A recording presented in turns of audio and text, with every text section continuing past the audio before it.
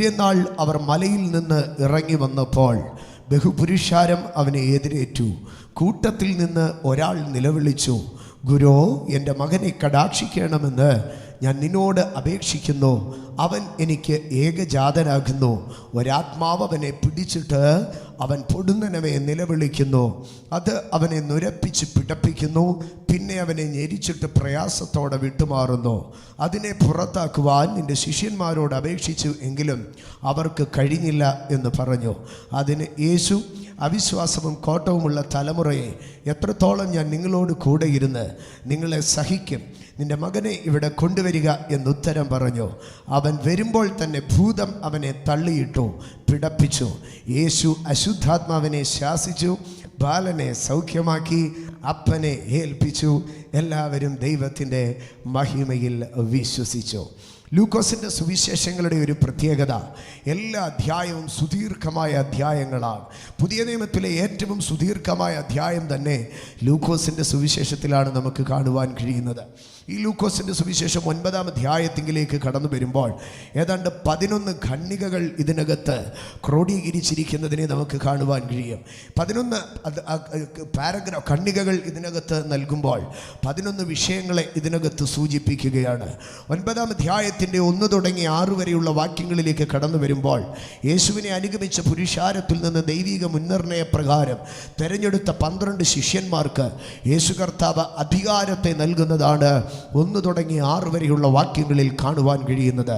അധികാരത്തെ കൈമാറുന്ന ഒരു യേശുവിനെയാണ് ലൂക്കോസിൻ്റെ സുവിശേഷം 9-ാം അധ്യായത്തിൻ്റെ പ്രാരംഭം നമ്മളെ പരിചയപ്പെടുത്തുന്നത്. അധികാരത്തെ പിടിച്ചു വെക്കുന്ന ഒരു രാജാവല്ല, അധികാര കൈമാറ്റം നടത്തുന്ന ഒരു കർത്താവിനെയാണ് അതിൻ്റെ ആരംഭത്തിൽ കാണുവാൻ കഴിയുന്നത്. സഭാ നേതൃത്വങ്ങൾക്കും രാഷ്ട്രീയ നേതൃത്വങ്ങൾക്കോ ലോക നേതൃത്വങ്ങൾക്കുമൊക്കെ ഏറ്റവും മനോഹരമായിരിക്കുന്നൊരു മാതൃകയാണ് യേശുവിൽ നമുക്ക് കാണുവാൻ കഴിയുന്നത്.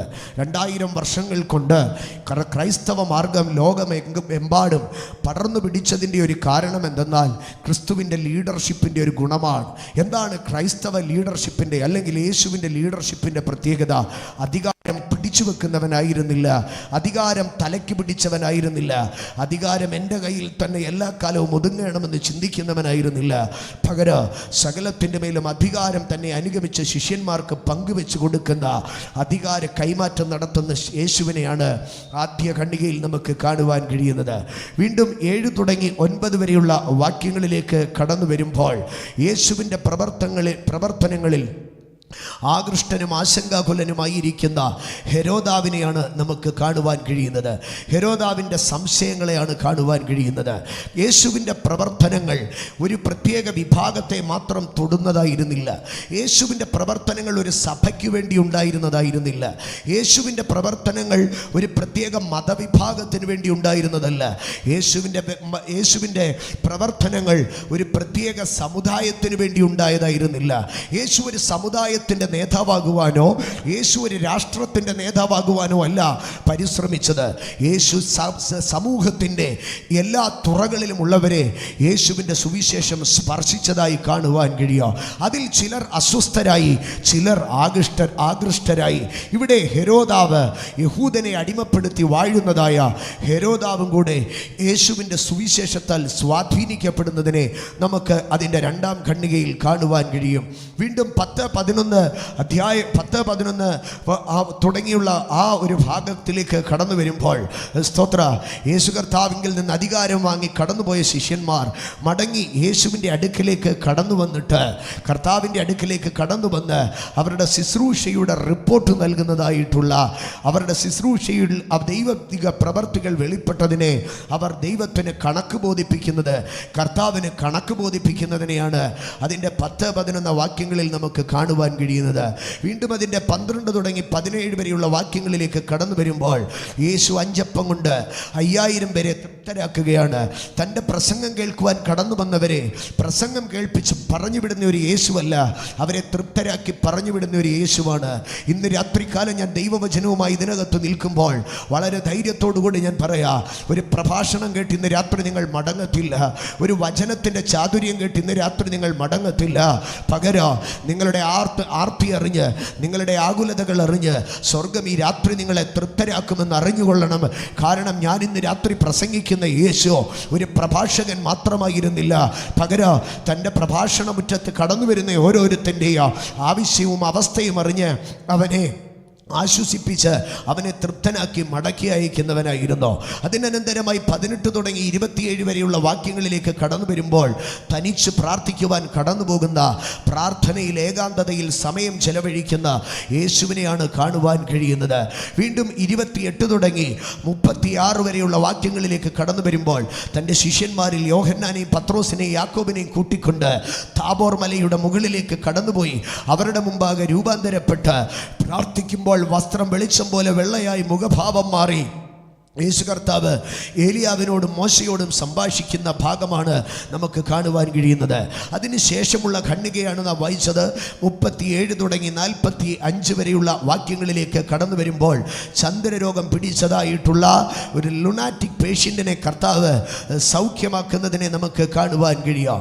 അതിനനന്തരമായിട്ടുള്ള കാര്യങ്ങളൊന്നും അത്ര സുഖകരമായ കാര്യങ്ങളല്ല. അതിനനന്തരമായിട്ട് രേഖപ്പെടുത്തിയിരിക്കുന്നത് ശിഷ്യന്മാരുടെ ഇടയിൽ വലിപ്പച്ചെറുപ്പങ്ങൾ പറയുകയാണ്. ഞങ്ങളിൽ ആരാണ് വലിയവനെന്ന് അവരിൽ തർക്കങ്ങൾ ഉണ്ടാകുന്ന സംഗതികളെയാണ് അവിടെ രേഖപ്പെടുത്തിയിരിക്കുന്നത്. അങ്ങനെ ഞങ്ങളിൽ ആരാണ് വലിയവനെന്നുള്ള സംശയം ഉടലെടുക്കുമ്പോൾ ആരാണ് വലിയവനെന്ന് യേശു അവർക്ക് പറഞ്ഞു കൊടുക്കുന്നതിനെ നമുക്ക് കാണുവാൻ കഴിയും. അതിനടുത്തതായി 49 തുടങ്ങി 50 വരെയുള്ള വാക്യങ്ങളിലേക്ക് കടന്നു വരുമ്പോൾ അടുത്ത ശിഷ്യന്മാരുടെ കുഴപ്പത്തെയാണ് പറയുന്നത്. എന്താണ്? ഞങ്ങളല്ലാത്ത വേറൊരുവൻ ഈ ശുശ്രൂഷയും ഭൂതങ്ങളെ പുറത്താക്കുന്നതോ യേശുവിൻ്റെ നാമവും ഒക്കെ എടുക്കുന്നത് കണ്ടിട്ട് അസൂയ പൂണ്ട ശിഷ്യന്മാരുടെ അസൂയയാണ് കാണുവാൻ കഴിയുന്നത്. ഒന്നാമത് ശിഷ്യന്മാരുടെ അകത്തുള്ളതായ അസ്വസ്ഥതകൾ, 2 പുറത്തുള്ളവരോടുള്ള അസ്വസ്ഥതകൾ, അതാണ് പറയുന്നത്. വീണ്ടും അടുത്തതായി 51 തുടങ്ങി 56 വരെയുള്ള വാക്യങ്ങളിലേക്ക് കടന്നു വരുമ്പോൾ യേശുവിൻ്റെ തങ്ങളെ അംഗീകരിക്കാത്ത പട്ടണത്തെ, തങ്ങളെ ഉൾക്കൊള്ളാത്ത ശമരിയ പട്ടണത്തിനെതിരെ പ്രതികാര ചിന്തയോടുകൂടി സംസാരിക്കുന്ന ശിഷ്യന്മാർക്ക് ഇടിമക്കളെന്ന് പേര് വീഴുന്ന അനുഭവത്തെയാണ് നമുക്ക് കാണുവാൻ കഴിയുന്നത്. വീണ്ടും 57 തുടങ്ങി 62 വരെയുള്ള വാക്യങ്ങളിലേക്ക് കടന്നു വരുമ്പോൾ ഒരുവൻ യേശുവിനെ അനുഗമിക്കുമ്പോൾ, കർത്താവിൻ്റെ ശിഷ്യനായി തീരുമ്പോൾ അവനുണ്ടായിരിക്കേണ്ട യോഗ്യതകളെയാണ് നമുക്ക് കാണുവാൻ കഴിയുന്നത്. ഇതിനകത്ത് നമുക്ക് യേശുവിൻ്റെ ഗുണങ്ങളെ കാണുവാൻ കഴിയും. 2, ഒരു മനുഷ്യൻ യേശുവിൻ്റെ അടുക്കൽ കടന്നു വന്നാൽ അവന് ലഭ്യമാകുന്ന അനുഗ്രഹങ്ങളെ കാണുവാൻ കഴിയും. 3, യേശുവിൻ്റെ അടുക്കൽ കടന്നു വരുന്ന ശിഷ്യഗണത്തിന് ഉണ്ടാകേണ്ടതായ യോഗ്യതകളെ നമുക്ക് കാണുവാൻ കഴിയും. നോക്കൂ, അവസാന ഭാഗം 46 തുടങ്ങി 62 വരെയുള്ള വാക്യങ്ങൾ പറയുമ്പോൾ യേശു കർത്താവ് അവിടെ തൻ്റെ, അല്ലെങ്കിൽ ആ ഭാഗം യേശുവിൻ്റെ ശിഷ്യന്മാരുടെ സാധാരണമായ കുഴപ്പങ്ങളെയാണ് പറയുന്നത്. അവരുടെ ഇടയിലെ വലിപ്പച്ചറപ്പങ്ങൾ, മറ്റുള്ളവനോട് തോന്നുന്ന അസൂയ, തങ്ങളെ അംഗീകരിക്കാതെ വരുമ്പോൾ ഉളവായി വരുന്നതായ പ്രതികാര, ക്രിസ്തുവിൻ്റെ സുവിശേഷം മുഖാന്തരമായി പലതും വിട്ടുകളയേണ്ടി വരുമ്പോൾ ഉണ്ടാകുന്നതായ ആത്മസംഘർഷങ്ങൾ, ഇങ്ങനെ ഒരു മനുഷ്യനിൽ ഉണ്ടാകുന്ന അവസ്ഥകളെ അവിടെ പറയുകയാണ്. തിരുവെഴുത്ത് വിശുദ്ധ ബൈബിളിലല്ലാതെ വേറെ ഏതെങ്കിലും ഒരു പുസ്തകത്തിലായിരുന്നെങ്കിൽ ഒരിക്കലും ഈ ശിഷ്യന്മാരുടെ കുറവുകൾ എഴുതുകയില്ലായിരുന്നോ? കുറവുകൾ മൂടിയേനെ. പക്ഷേ ദൈവത്തിൻ്റെ വചനം സത്യവേദ പുസ്തകമായിരിക്കുന്നത് കൊണ്ട് മനുഷ്യൻ്റെ ബലഹീനതകളെയും ബലത്തെയും അതുപോലെ അവിടെ വിവരിച്ചു പറയുന്നതിനെ നമുക്ക് കാണുവാൻ കഴിയാം. നമ്മൾ അതിനെ ആഴമായി അങ്ങനെ തുടർന്ന് അപഗ്രഥനം ചെയ്യുന്നില്ല. നമുക്ക് ആ വായിച്ച വേദഭാഗത്തിലേക്ക് കടന്നു വരാം. 37 തുടങ്ങി 41 വരെയുള്ള 43 വരെയുള്ള വാക്യങ്ങൾ. അവിടെ 37-ാം വാക്യത്തിൽ നാം ഇങ്ങനെയാണ് വായിക്കുന്നത്: പിറ്റേന്നാൾ അവർ മലയിൽ നിന്ന് ഇറങ്ങി വന്നപ്പോൾ ബഹുപുരുഷാരം അവനെ എതിരേറ്റു. ഇവിടെ നമുക്ക് യേശുവിനെ കാണുവാൻ കഴിയുന്നുണ്ട്. എന്താണ് ഇവിടെ യേശുവിനെ കാണുമ്പോൾ പ്രത്യേകത? യേശുവിതാ മലയിൽ നിന്ന് ഇറങ്ങി വരികയാണ്. യേശുവിതാ ഇറങ്ങി വരികയാണ്. ഇന്ന് രാത്രി ഞാൻ ഒന്നാമത് യേശുവിനെ പ്രസന്റ് ചെയ്യുമ്പോൾ യേശുവിതാ ഇറങ്ങി വരികയാണ്. യേശു ഇറങ്ങി വരികയാണ്. ഇന്ന് രാത്രി യേശു ആരാണെന്ന് ചോദിച്ചാൽ ഞാൻ ആദ്യം പറയോ, അവൻ ഇറങ്ങി വന്നവനാണ്. അവൻ ഇറങ്ങി വന്നവനാണ്. അവൻ സ്വർഗത്തിൽ നിന്ന് ഈ താണഭൂമിയിലേക്ക് ഇറങ്ങി വന്നവനാണ്. അവൻ പിതാവിൻ്റെ മഹിമകളിൽ നിന്ന് മനുഷ്യൻ്റെ അഴുക്കുചാലിലേക്ക് ഇറങ്ങി വന്നവനാണ്. അവൻ സ്വർഗത്തിൻ്റെ ഉന്നതികളിൽ നിന്ന് ഭൂമിയുടെ താഴ്ചകളിലേക്ക് ഇറങ്ങി വന്നവനാണ്. ഇവിടെ പറയുകയാണ്, ഇതാ അവൻ മലയിൽ നിന്ന് ഇറങ്ങി വരികയാണ്. നിങ്ങളൊന്ന് ചിന്തിച്ചു നോക്കുവേ. ആ താബോർ മലയുടെ അഗ്രത്തിൽ വസ്ത്രം വെളിച്ചം പോലെ വെള്ളയായി തേജോമയനായി നിൽക്കുന്ന ക്രിസ്തു, എന്നാൽ ആ മലയുടെ അടിവാരത്ത് ഒരു പുരുഷാരം മുഴുവൻ ആശങ്കാകുലരായി അവർ തർക്കിച്ചും വാദിച്ചും കൊണ്ടിരിക്കുകയാണ്. താഴെ പർവ്വതത്തിൻ്റെ അടിവാരത്തിൽ ഒരു പുരുഷാരം തർക്കിച്ചും വാദിച്ചും കൊണ്ടിരിക്കുമ്പോൾ മലമുകളിൽ നിന്ന് യേശു ഇറങ്ങി വരികയാണ്. ഇന്ന് രാത്രികാല എന്നെ കേൾക്കുന്ന എൻ്റെ സഹോദരങ്ങളെ, സ്വർഗത്തിൽ എവിടെയോ, ആകാശത്തിലെ നക്ഷത്രങ്ങളുടെ ഇടയിലോ, ദേവലോകത്തെവിടെയോ ഇരുന്നരുളുന്ന ഒരു ദൈവത്തെക്കുറിച്ചല്ല ഈ രാത്രി ഞാൻ പ്രസംഗിക്കുന്നത്. മനുഷ്യൻ്റെ സങ്കടത്തിലോ മനുഷ്യൻ്റെ ആകുലതയിലോ ഇറങ്ങി വരുന്ന ഒരു യേശുവിനെയാണ് എനിക്കിന്ന് രാത്രി പറയുവാനുള്ളത്. ഈ രാത്രി ഇവിടെ ഇരിക്കുന്ന ഓരോ പ്രിയപ്പെട്ടവരുടെ അടുക്കലോ നിങ്ങൾ എന്തുകൊണ്ടാണ് യേശുവിനെ ഇത്രയധികം സ്നേഹിക്കുന്നതെന്ന് ചോദിച്ചു കഴിഞ്ഞാൽ, യേശുവിനെ സ്നേഹിക്കുന്നതിൻ്റെ കാരണമാരാഞ്ഞാൽ അവർ പറയുന്നത് ഒരു കാരണം ഇതായിരിക്കുക: ഞങ്ങളുടെ ആകുലതകളിൽ ഇറങ്ങി വന്നവനാണ് ഞങ്ങളുടെ യേശു. അവൻ ദൂരത്തിരുന്നവനല്ല, അവൻ എങ്കിലേക്ക് ഇറങ്ങി വന്നവനാണ് എൻ്റെ യേശുവെന്ന് ഇന്ന് രാത്രി ഇതിനകത്ത് ഇരിക്കുന്നവർക്ക് ഓരോരുത്തർക്കും പറയുവാൻ കഴിയുക.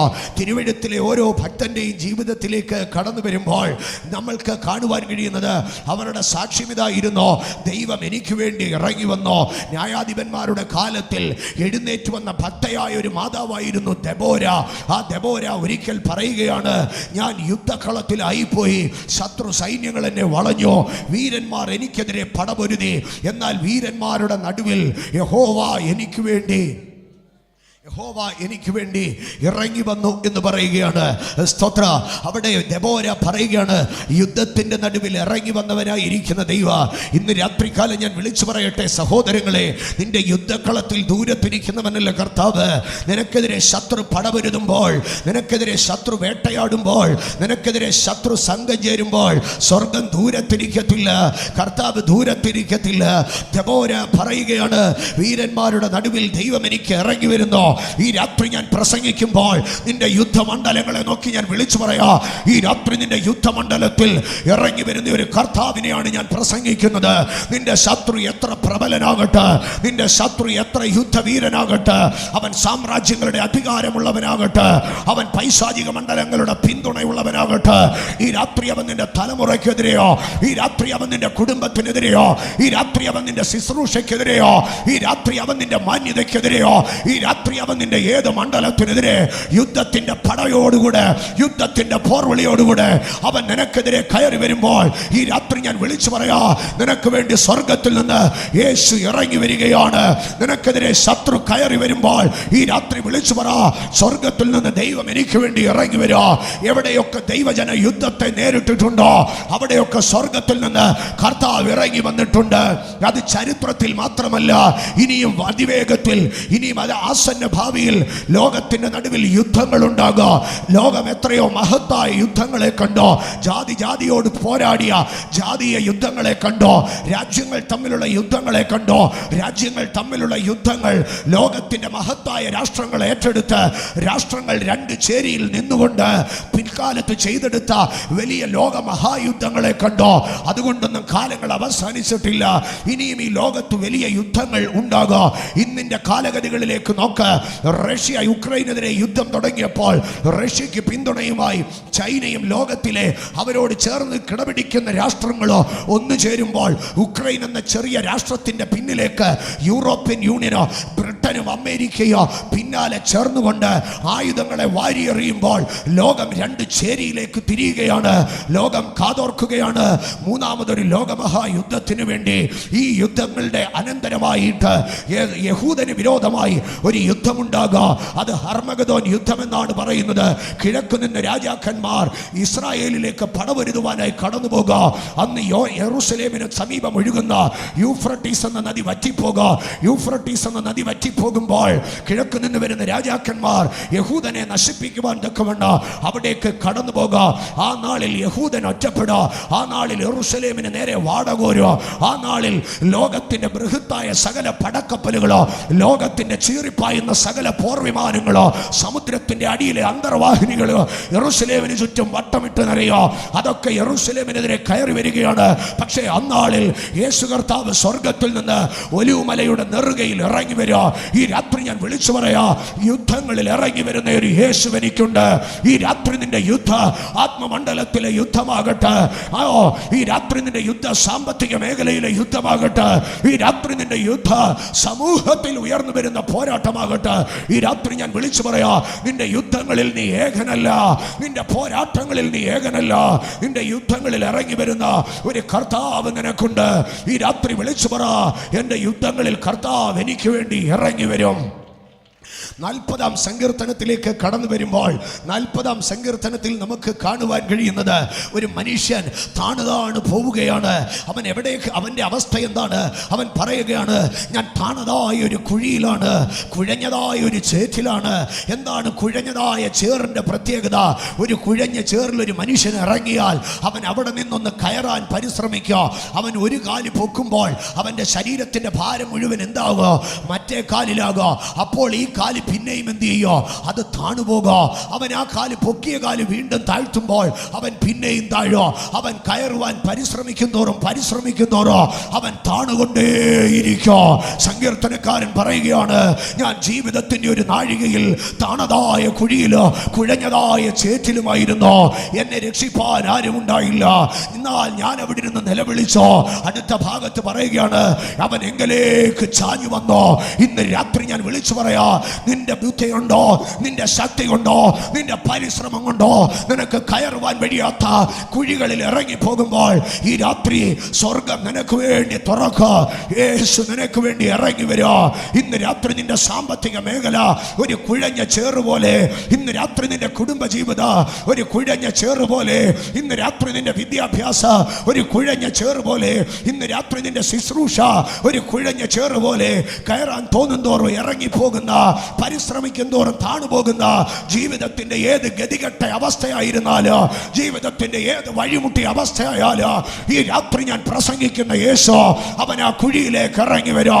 നിന്റെ കാലുകൾ ഊന്നി നിനക്ക് കയറാൻ കഴിയാത്തപ്പോൾ യേശു കരനീട്ടോ നിന്നെ വലിച്ചെടുക്കോ.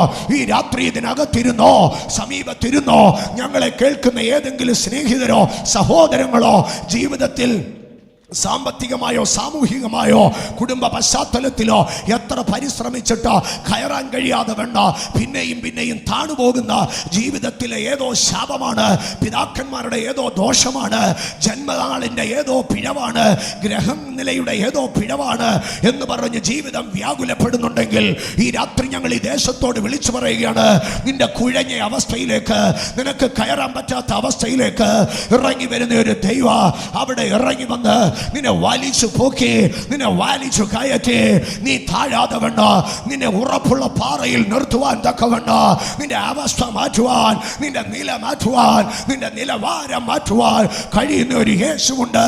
ഈ രാത്രി ഞാൻ പ്രസംഗിക്കുന്നത് ഇറങ്ങി വരുന്ന ഒരു യേശുവിനെയാണ്.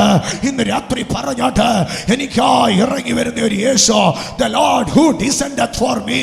ഈ രാത്രി ചിലർക്ക് വേണ്ടി യേശു ഇറങ്ങി വരികയാണ്. ഇന്ന് രാത്രി വിശ്വസിക്കുക, ഈ രാത്രി ദൈവം ചിലർക്ക് വേണ്ടി ഇറങ്ങി വരുന്ന രാത്രിയാണ്. ഈ രാത്രി യേശു ചിലർക്ക് വേണ്ടി ഇറങ്ങി വരുന്ന രാത്രിയാണ്. നിന്നെ കൈപിടിച്ചുയർത്താൻ, ആ താണതായ കുഴിയിൽ നിന്ന്, ആ കുഴഞ്ഞതായ ചേറ്റിൽ നിന്ന് നിന്നെ കൈപിടിച്ചുയർത്താൻ ഇന്ന് രാത്രി എന്റെ യേശു ഇറങ്ങി വരികയാണ്. വിശ്വസിക്കുക, അത് ഈ ദേശത്തിൽ നടക്കട്ടെ, അത് ഈ ദേശത്തിലെ ഓരോ കുടുംബങ്ങളിലും യേശു കർത്താവ് തന്നെ താൻ പരിചയപ്പെടുത്തുകയാണ്. എന്താണ് യേശു കർത്താവ് തന്നെ താൻ പരിചയപ്പെടുത്തുന്നതെന്നറിയാമോ? സ്തോത്ര. യേശു കർത്താവ് തന്നെ പരിചയപ്പെടുത്തുന്നത് യോഹന്നാന്റെ സുവിശേഷം 6-ാം അധ്യായം 33-ാം വാക്യത്തിലേക്ക് വരുമ്പോൾ യേശു പറയുകയാണ്, സ്വർഗത്തിൽ നിന്ന് ദൈവത്തിൻ്റെ അപ്പമോ സ്വർഗത്തിൽ നിന്ന് ഇറങ്ങി വന്ന് ലോകത്തിന് ജീവനെ കൊടുക്കുന്നതാണ്. ദൈവത്തിൻ്റെ അപ്പമോ സ്വർഗത്തിൽ നിന്ന് ഇറങ്ങി വന്ന് ലോകത്തിന് ജീവനെ കൊടുക്കുന്നതാണ് എന്ന് പറഞ്ഞാൽ, ഞാൻ ഒന്ന് പറയാ, ദൈവം ഒരു മനുഷ്യന് നൽകുന്ന അപ്പ ഗാലറിയിൽ ഇരുന്ന് കാണുന്ന കളിയല്ല. ഗാലറിയുടെ പവലിയന്റെ ഏറ്റവും ടോപ്പിലിരുന്ന് ബൈനോക്കുലറിൽ കൂടെ നിരീക്ഷണം നടത്തുകയല്ല. ദൈവത്തിന്റെ അപ്പമോ സ്വർഗത്തിൽ നിന്ന് ഇറങ്ങി വന്ന് മനുഷ്യന് ജീവനെ കൊടുക്കുന്നതാണ്. ദൈവത്തിന്റെ അപ്പമോ സ്വർഗത്തിൽ നിന്ന് ഇറങ്ങി വന്ന് ലോകത്തിന് ജീവനെ കൊടുക്കുന്നതാണ്. എന്നിട്ട് അതിൻ്റെ 41-ാം വാക്യത്തിൽ യേശു തന്നെത്താൻ പരിചയപ്പെടുത്തുകയാണ്, ഞാൻ സ്വർഗത്തിൽ നിന്ന് ഇറങ്ങി വന്ന അപ്പം എന്ന് പറയുകയാണ്. യേശു പറയുകയാണ്, ഞാൻ സ്വർഗത്തിൽ നിന്ന് ഇറങ്ങി വന്ന അപ്പം എന്ന് പറയുകയാണ്. എൻ്റെ സഹോദരങ്ങളെ, ഒരിക്കലും ഒരു അപ്പം ഇറങ്ങി വന്നാൽ അപ്പത്തിൻ്റെ വില പോകും. ഒരു അപ്പം താഴോട്ട് പോയാൽ എന്ത് ചെയ്യുക? അപ്പത്തിൻ്റെ വില പോകുക. നിങ്ങളുടെ മേശയിലിരിക്കുന്ന ഒരു അപ്പം, ആ അപ്പത്തെ എടുത്ത് താഴോട്ടൊന്ന് ഇട്ട് നോക്ക്. അപ്പം പിന്നെ ആരെങ്കിലും കൈകൊണ്ടെടുക്കുവോ? അപ്പം പിന്നെ ആരെങ്കിലും ഭക്ഷിക്കുവോ? ഇല്ല. അപ്പത്തിൻ്റെ വില മേശയുടെ മേളിൽ ഇരിക്കുമ്പോഴാണ്. അപ്പം താഴെ വീണ് കഴിഞ്ഞാൽ അപ്പത്തിന് വിലയില്ലാതാകുക. യേശു കർത്താവ് പറയുക, സ്വർഗത്തിലെ മേശയിലിരുന്ന അപ്പമാകുന്ന ഞാൻ ഇതാ ഇവിടെ ഭൂമിയിലേക്ക് ഇറങ്ങി വന്നിരിക്കുകയാണ്. ഇന്ന് രാത്രി ഞാൻ ചോദിക്കട്ടെ, നിങ്ങളുടെ വീട്ടിൽ നിങ്ങളുടെ മേശയിലിരിക്കുന്ന ഒരു അപ്പ നിങ്ങളെടുത്ത് നിലത്തിടുവോ? നിലത്തിടത്തില്ല. പക്ഷേ സ്വർഗത്തിലെ ദൈവം അതെടുത്ത് നിലത്തിട്ടോ. എന്താണ് കാരണം? സ്വർഗത്തിന്റെ മേശയ്ക്ക് കീഴെ ഭൂമിയുടെ പരപ്പിൽ അനേകർ വിശപ്പും ദാഹവും കൊണ്ട് വലഞ്ഞു തിരിയുന്നത് കൊണ്ട് സ്വർഗത്തിലെ അപ്പത്തെ നുറുക്കിയെടുത്ത് പിതാവായ ദൈവ ഭൂമിയിലേക്ക് എറിഞ്ഞോ. അതുകൊണ്ടാണ് യേശു കനാന്യ സ്ത്രീയുടെ അടുക്കൽ തിരികെ നോക്കിയിട്ട് പറഞ്ഞു, മക്കളുടെ അപ്പം നായ്ക്കുട്ടികൾക്ക് എടുത്തു കൊടുക്കത്തില്ലെന്ന്. കനാന്യ സ്ത്രീ യേശുവിനെ നോക്കിയിട്ട് പറഞ്ഞു, അത് സത്യം തന്നെയാണ്. പക്ഷേ മേശയിൽ നിന്ന് വീഴുന്ന അപ്പം നുറുക്കുകളുണ്ടല്ലോ, അത് നായ്ക്കുട്ടികൾ തിന്നോ. അവൾ എന്താണ് പറഞ്ഞതെന്നറിയാമോ? യേശുവേ, നിന്നെക്കുറിച്ച് എനിക്കൊരു വെളിപ്പാടുണ്ട്. നീ സ്വർഗത്തിലെ ദൈവത്തിൻ്റെ സ്വർഗോന്നതികളിൽ ഇരുന്ന അപ്പമാണ്. പക്ഷേ നീ ചില ദിവസങ്ങൾ കഴിയുമ്പോൾ കാൽവറിയുടെ ഗിരിമുകളിൽ ഗബത്തയുടെ കൽത്തളത്തിൽ യഹൂദന്മാരുടെ ചാട്ടവാർ അടികൾ വീഴുമ്പോൾ, പീലാത്തോസിന്റെ കൽപ്പന പുറപ്പെടുമ്പോൾ നിന്നെ ക്രൂശിച്ചു കൊല്ലോ. അവിടെ നിന്റെ ശരീരം നുറുക്കപ്പെടോ. അവിടെ നിന്റെ മാംസകഷണങ്ങൾ ചിതറോ. അത് ജാതികളെന്ന്, നായ്ക്കുട്ടികളെന്ന്, നായ്ക്കളെന്ന് യഹൂദൻ വിളിക്കുന്ന ലോകത്തിലെ ശേഷമുള്ള ജാതികളില്ലേ, അവരെല്ലാവരും അത് പെറുക്കി തിന്നുമെന്ന് പറഞ്ഞു. യേശു അവളെ നോക്കിയിട്ട് പറഞ്ഞു, ഇതാണ് വിശ്വാസ. ഞാൻ സ്വർഗത്തിൽ ഇരിക്കുന്നവനല്ല, ഞാൻ അവൾക്ക് വേണ്ടി ഇറങ്ങി വന്നവനാണെന്ന് ഇതാ അവൾ അംഗീകരിച്ചു കഴിഞ്ഞിരിക്കുന്നു. അവളുടെ കുടുംബത്തിലെ പ്രശ്നങ്ങൾക്ക് പരിഹാരം വന്നോ.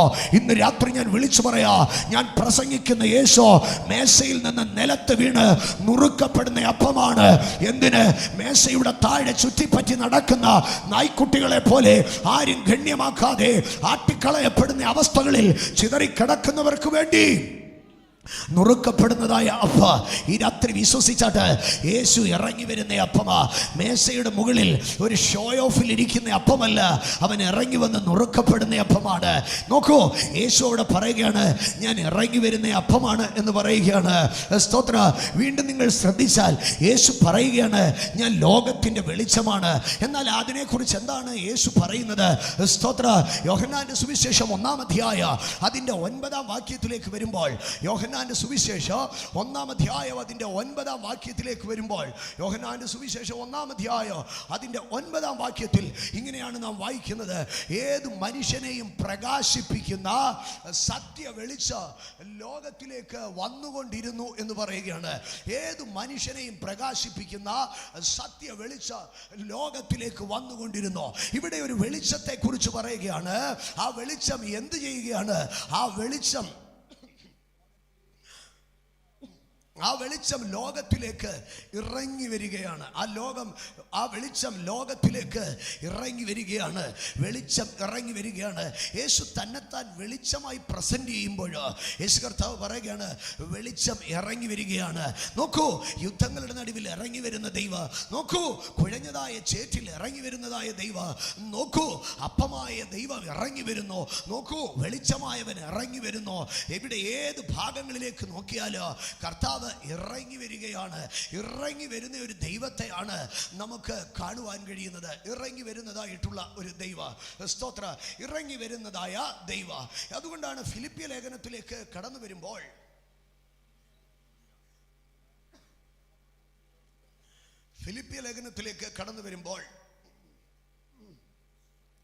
അതിൻ്റെ 2-ാം അധ്യായത്തിലേക്ക് കടന്നു വരുമ്പോൾ, ഫിലിപ്പി ലേഖനം 2-ാം അധ്യായം അതിൻ്റെ 6-ാം വാക്യം തുടങ്ങി വായിക്കുമ്പോൾ ക്രിസ്തുവിനെ കുറിച്ച് ഇങ്ങനെയാണ് പറയുന്നത്, അവൻ ദൈവരൂപത്തിലിരിക്കെ ദൈവത്തോടുള്ള സമത്വം മുറുകെ പിടിച്ചുകൊള്ളണമെന്ന് വിചാരിക്കാതെ ദാസരൂപമെടുത്ത് മനുഷ്യ സാദൃശ്യത്തിലായി തന്നെത്താൻ ഒഴിച്ചു വേഷത്തിൽ മനുഷ്യനായി വിളങ്ങി തന്നെത്താൻ താഴ്ത്തി ക്രൂശിലെ മരണത്തോളം തന്നെ അനുസരണമുള്ളവനായി തീർന്നു എന്ന് പറയുകയാണ്. ഇവിടെ എന്താണ് നമുക്ക് യേശുവിനെ കാണുവാൻ കഴിയുന്നത്? യേശു തന്നെത്താൻ തന്നെത്താൻ താഴ്ത്തി എന്നാണ് പറയുന്നത്. യേശു ഇറങ്ങി വരികയാണ്. ഇന്ന് രാത്രി ഞാൻ പ്രസംഗിക്കുമ്പോൾ നിങ്ങൾ നോക്കൂ, യേശുവിനെ ദൈവരൂപത്തിലിരിക്കെ ദൈവത്തോടുള്ള സമത്വം മുറുകെ പിടിച്ചുകൊള്ളണമെന്ന് വിചാരിക്കാതെ ദാസരൂപമെടുത്ത് മനുഷ്യ സാദൃശ്യത്തിലായി തന്നെത്താൻ യേശു എന്ത് ചെയ്യുകയാണ്? താഴ്ത്തുകയാണ്. അതാണ് പറഞ്ഞത്, യേശു മലയിൽ നിന്ന് ഇറങ്ങി വരികയാണ്. ഇന്ന് രാത്രി ഞാൻ പ്രസംഗിക്കുന്ന യേശു തൻ്റെ മഹിമയുടെ സിംഹാസനത്തിൽ നിന്ന് തന്നെത്താൻ താഴ്ത്തുകയാണ്, ഇറങ്ങി വരികയാണ്. ക്രൂശിലെ മരണത്തോളം അവൻ തന്നെത്താൻ താഴ്ത്തുന്ന കർത്താവാണ്.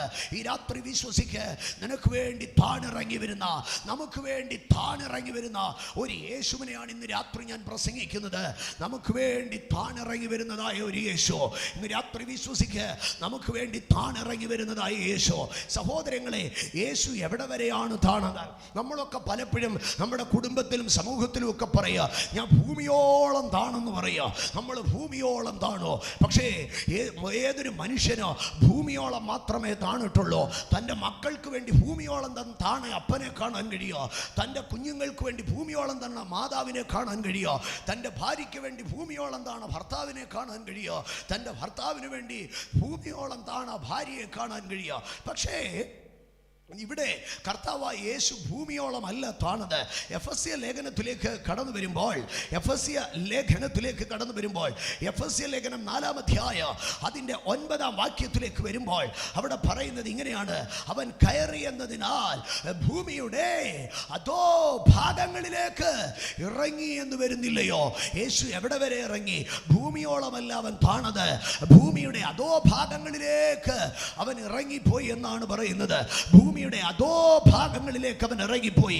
എപ്പോഴാണിത് സംഭവിച്ചത്? സ്തോത്ര, ശബത്തിന്റെ തലേന്നാൾ യേശുവിനെ ക്രൂശിച്ച് കാൽവറിയിൽ ക്രൂശിച്ചു കൊന്നു. അരിമത്തിയിലെ യോസഫ് യേശുവിന്റെ ശരീരമെടുത്ത് നിക്കോദീമോസിനോട് ചേർന്ന് ശീലയിൽ പൊതിഞ്ഞ് കല്ലറയ്ക്കകത്ത് കൊണ്ടുവച്ചു. 3-ാം നാൾ യേശു ഉയർത്തെഴുന്നേറ്റ് കല്ലറകളെ തുറന്ന് റോമൻ മുദ്രകളെ പൊട്ടിച്ച് പടയാളികളെ ഉറക്കിക്കളഞ്ഞ് കല്ലുകളെ ഉരുട്ടിമാറ്റി യേശു എഴുന്നേറ്റ് വന്ന് ശീലകളെ ചുറ്റി മാറ്റിവെച്ചിട്ട് താൻ 40 നാളോളം തൻ്റെ ശിഷ്യന്മാർക്ക് പ്രത്യക്ഷനായി. സ്തോത്ര, അതവിടെ നിൽക്കട്ടെ. അതിൻ്റെ ഇടയിൽ ഒരു 3 ദിവസത്തെ ഗ്യാപ്പിനെ നമുക്ക് കാണാൻ കഴിയുക. യേശു എന്ത് ചെയ്യുകയായിരുന്നു ആ സമയ? യേശു എവിടെയായിരുന്നു ആ സമയ? ലോകം പറഞ്ഞോ യേശുവിൻ്റെ കഥ കഴിഞ്ഞെന്ന്. ലോകം പറഞ്ഞോ ആ നസറായൻ തോറ്റുപോയെന്ന്. പുരോഹിതന്മാരും മതനേതൃത്വവും പറഞ്ഞോ അവൻ്റെ കളി തീർന്നെന്ന് പറഞ്ഞു. പക്ഷേ ആ 3 ദിനരാത്രങ്ങളിൽ യേശു എവിടെയായിരുന്നോ? അതിനെക്കുറിച്ച് പിൽക്കാലത്ത് എഴുതി വെച്ചോ. അവൻ ഭൂമിയുടെ അധോ ഭാഗങ്ങളിലേക്ക് ഇറങ്ങിപ്പോയി. എന്തിനാണ് അവൻ ഭൂമിയുടെ അധോ ഭാഗങ്ങളിലേക്ക് ഇറങ്ങിപ്പോയത്? അതിന്റെ മുകൾ വാക്യത്തിൽ പറയുകയാണ്, അവൻ ബദ്ധന്മാരെ പിടിച്ചുകൊണ്ട് ഉയരത്തിലേക്ക് കയറിപ്പോയി. ഇന്ന് രാത്രി ഞാൻ പ്രസംഗിക്കുന്ന യേശു, സഹോദരങ്ങളെ, ഒരു മനുഷ്യന് വേണ്ടി, ഒരു മനുഷ്യന്റെ ബന്ധനത്തിൽ ദൈവം എവിടെ വരെ താഴോ? ദൈവം ഭൂമി വരെ താഴുന്നവനല്ല. എന്നെ കേൾക്കുന്ന എൻ്റെ സഹോദരങ്ങളെ, നമ്മുടെ മാതാപിതാക്കൾ നമുക്ക് വേണ്ടി ഒരുപക്ഷെ ഭൂമി വരെ താണേക്കോ, നമ്മുടെ സഹോദരങ്ങൾ ഭൂമി വരെ താണേക്കോ. പക്ഷെ ഇന്ന് രാത്രി ഞാൻ പ്രസംഗിക്കുന്ന യേശു, അവൻ ഭൂമി വരെയല്ല താഴുന്നത്, ഭൂമിയുടെ അധോ ഭാഗങ്ങളിലേക്ക് ഇറങ്ങിപ്പോയി, പാതാളത്തിലേക്ക് ഇറങ്ങിപ്പോയി. എന്നിട്ട് പാതാളത്തിന്റെ അടിമത്വത്തിൽ ബദ്ധരായിരുന്ന മനുഷ്യരെ യേശു കർത്താവ് വിടുവിച്ചോ. എന്നിട്ട് അവരുടെ കൈക്ക് പിടിച്ചോ. ശത്രു പൂട്ടിയിട്ട കാരാഗ്രഹ വാതിലുകൾ, മരണത്തിന്റെ വാതിലുകൾ, പാതാളത്തിന്റെ വാതിലുകൾ യേശു തള്ളി തുറന്നകത്തു കയറി അതിനകത്ത് അടിമകളായിരുന്നവരുടെ കൈവലങ്ങുകളെ അഴിച്ച് യേശുവിനെ കൈപിടിച്ച് പുറത്തു കൊണ്ടുവന്നു. എന്നിട്ട് യേശു ഉയരത്തിലേക്ക് കയറിപ്പോയി മനുഷ്യർക്ക് ദാനങ്ങളെ കൊടുത്തു. ഇന്ന് രാത്രി ഞാൻ വിളിച്ചു പറയട്ടെ, നിന്റെ ജീവിതം പാതാളം വരെ താണുപോയാലോ, നിന്റെ ജീവിതം ഭൂമിയുടെ അധോ ഭാഗങ്ങൾ വരെ താണുപോയാലോ, നിന്നെ പൊക്കിയെടുക്കാൻ എൻ്റെ യേശുവിന് കഴിയോ. ഇന്ന് രാത്രി ഞാൻ വിശ്വസിക്കുന്ന യേശു, ഇന്ന് രാത്രി ഞാൻ പ്രസംഗിക്കുന്ന യേശു നിലത്ത് കിടക്കുന്നവനെ ഉയർത്തുന്നത് മാത്രമല്ല, ഭൂമിയുടെ അധോ ഭാഗങ്ങളിലേക്ക് അവൻ ഇറങ്ങിപ്പോയി, പാതാളത്തിലേക്ക് അവൻ ഇറങ്ങിപ്പോയി. ഇന്ന് രാത്രി ഇനി രക്ഷപ്പെടത്തില്ല, ഞാൻ രക്ഷപ്പെടത്തില്ല, ഞാൻ പാതാളത്തോളം ഇറങ്ങിപ്പോയെന്ന് ഒരുപക്ഷെ നിനക്ക് തോന്നി. എന്നാൽ ഈ രാത്രി ഞാൻ പറയുകയാണ് സഹോദരങ്ങളെ, നീ പാതാളത്തോളം ഇറങ്ങിപ്പോയാൽ നിന്റെ കർത്താവിന് നിന്നെ കയറ്റിക്കൊണ്ടുവരാൻ കഴിയാ.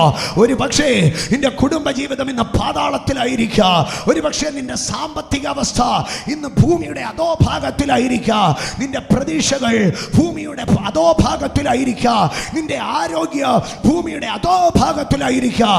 ഈ രാത്രി ഞാൻ പ്രസംഗിക്കുന്ന യേശു ഭൂമിയുടെ അധോഭാഗങ്ങളിലേക്ക് ഇറങ്ങി ബദ്ധന്മാരെ പിടിച്ചുകൊണ്ടുപോയി ഉയരത്തിൽ കയറി പാതാളത്തോളം താണുപോയവനെ സ്വർഗത്തോളം ഉയർത്തുന്ന യേശു. ഈ രാത്രി ഞാൻ വിളിച്ചു പറയുകയാണ്, പാതാളത്തോളം താണുപോകുന്നവനെ സ്വർഗത്തോളം ഉയർത്തുന്ന യേശു. ഇന്ന് രാത്രി നിന്റെ താഴ്ച, ഇന്ന് രാത്രി നിന്റെ തകർച്ച, ഇന്ന് രാത്രി നിന്റെ നിന്ന, ഇന്ന് രാത്രി നിന്റെ ശാപ, ഇന്ന് രാത്രി നിന്റെ കഷ്ടം അത് പാതാളത്തോളം താണാല് യേശുവിനത് സ്വർഗത്തോളം ഉയർത്തുവാൻ കഴിയാ. വിശ്വസിക്ക, എന്റെ ദൈവം ഇറങ്ങി വരുന്നവനാ, ഇറങ്ങി വരുന്നവനായ യേശു. കരമുയർത്തി സ്വർഗത്തിനൊരു മഹത്വം കൊടുത്തേ. എനിക്ക് വേണ്ടി ഇറങ്ങി വരുന്ന യേശു, എനിക്ക് വേണ്ടി ഇറങ്ങി വരുന്ന യേശു.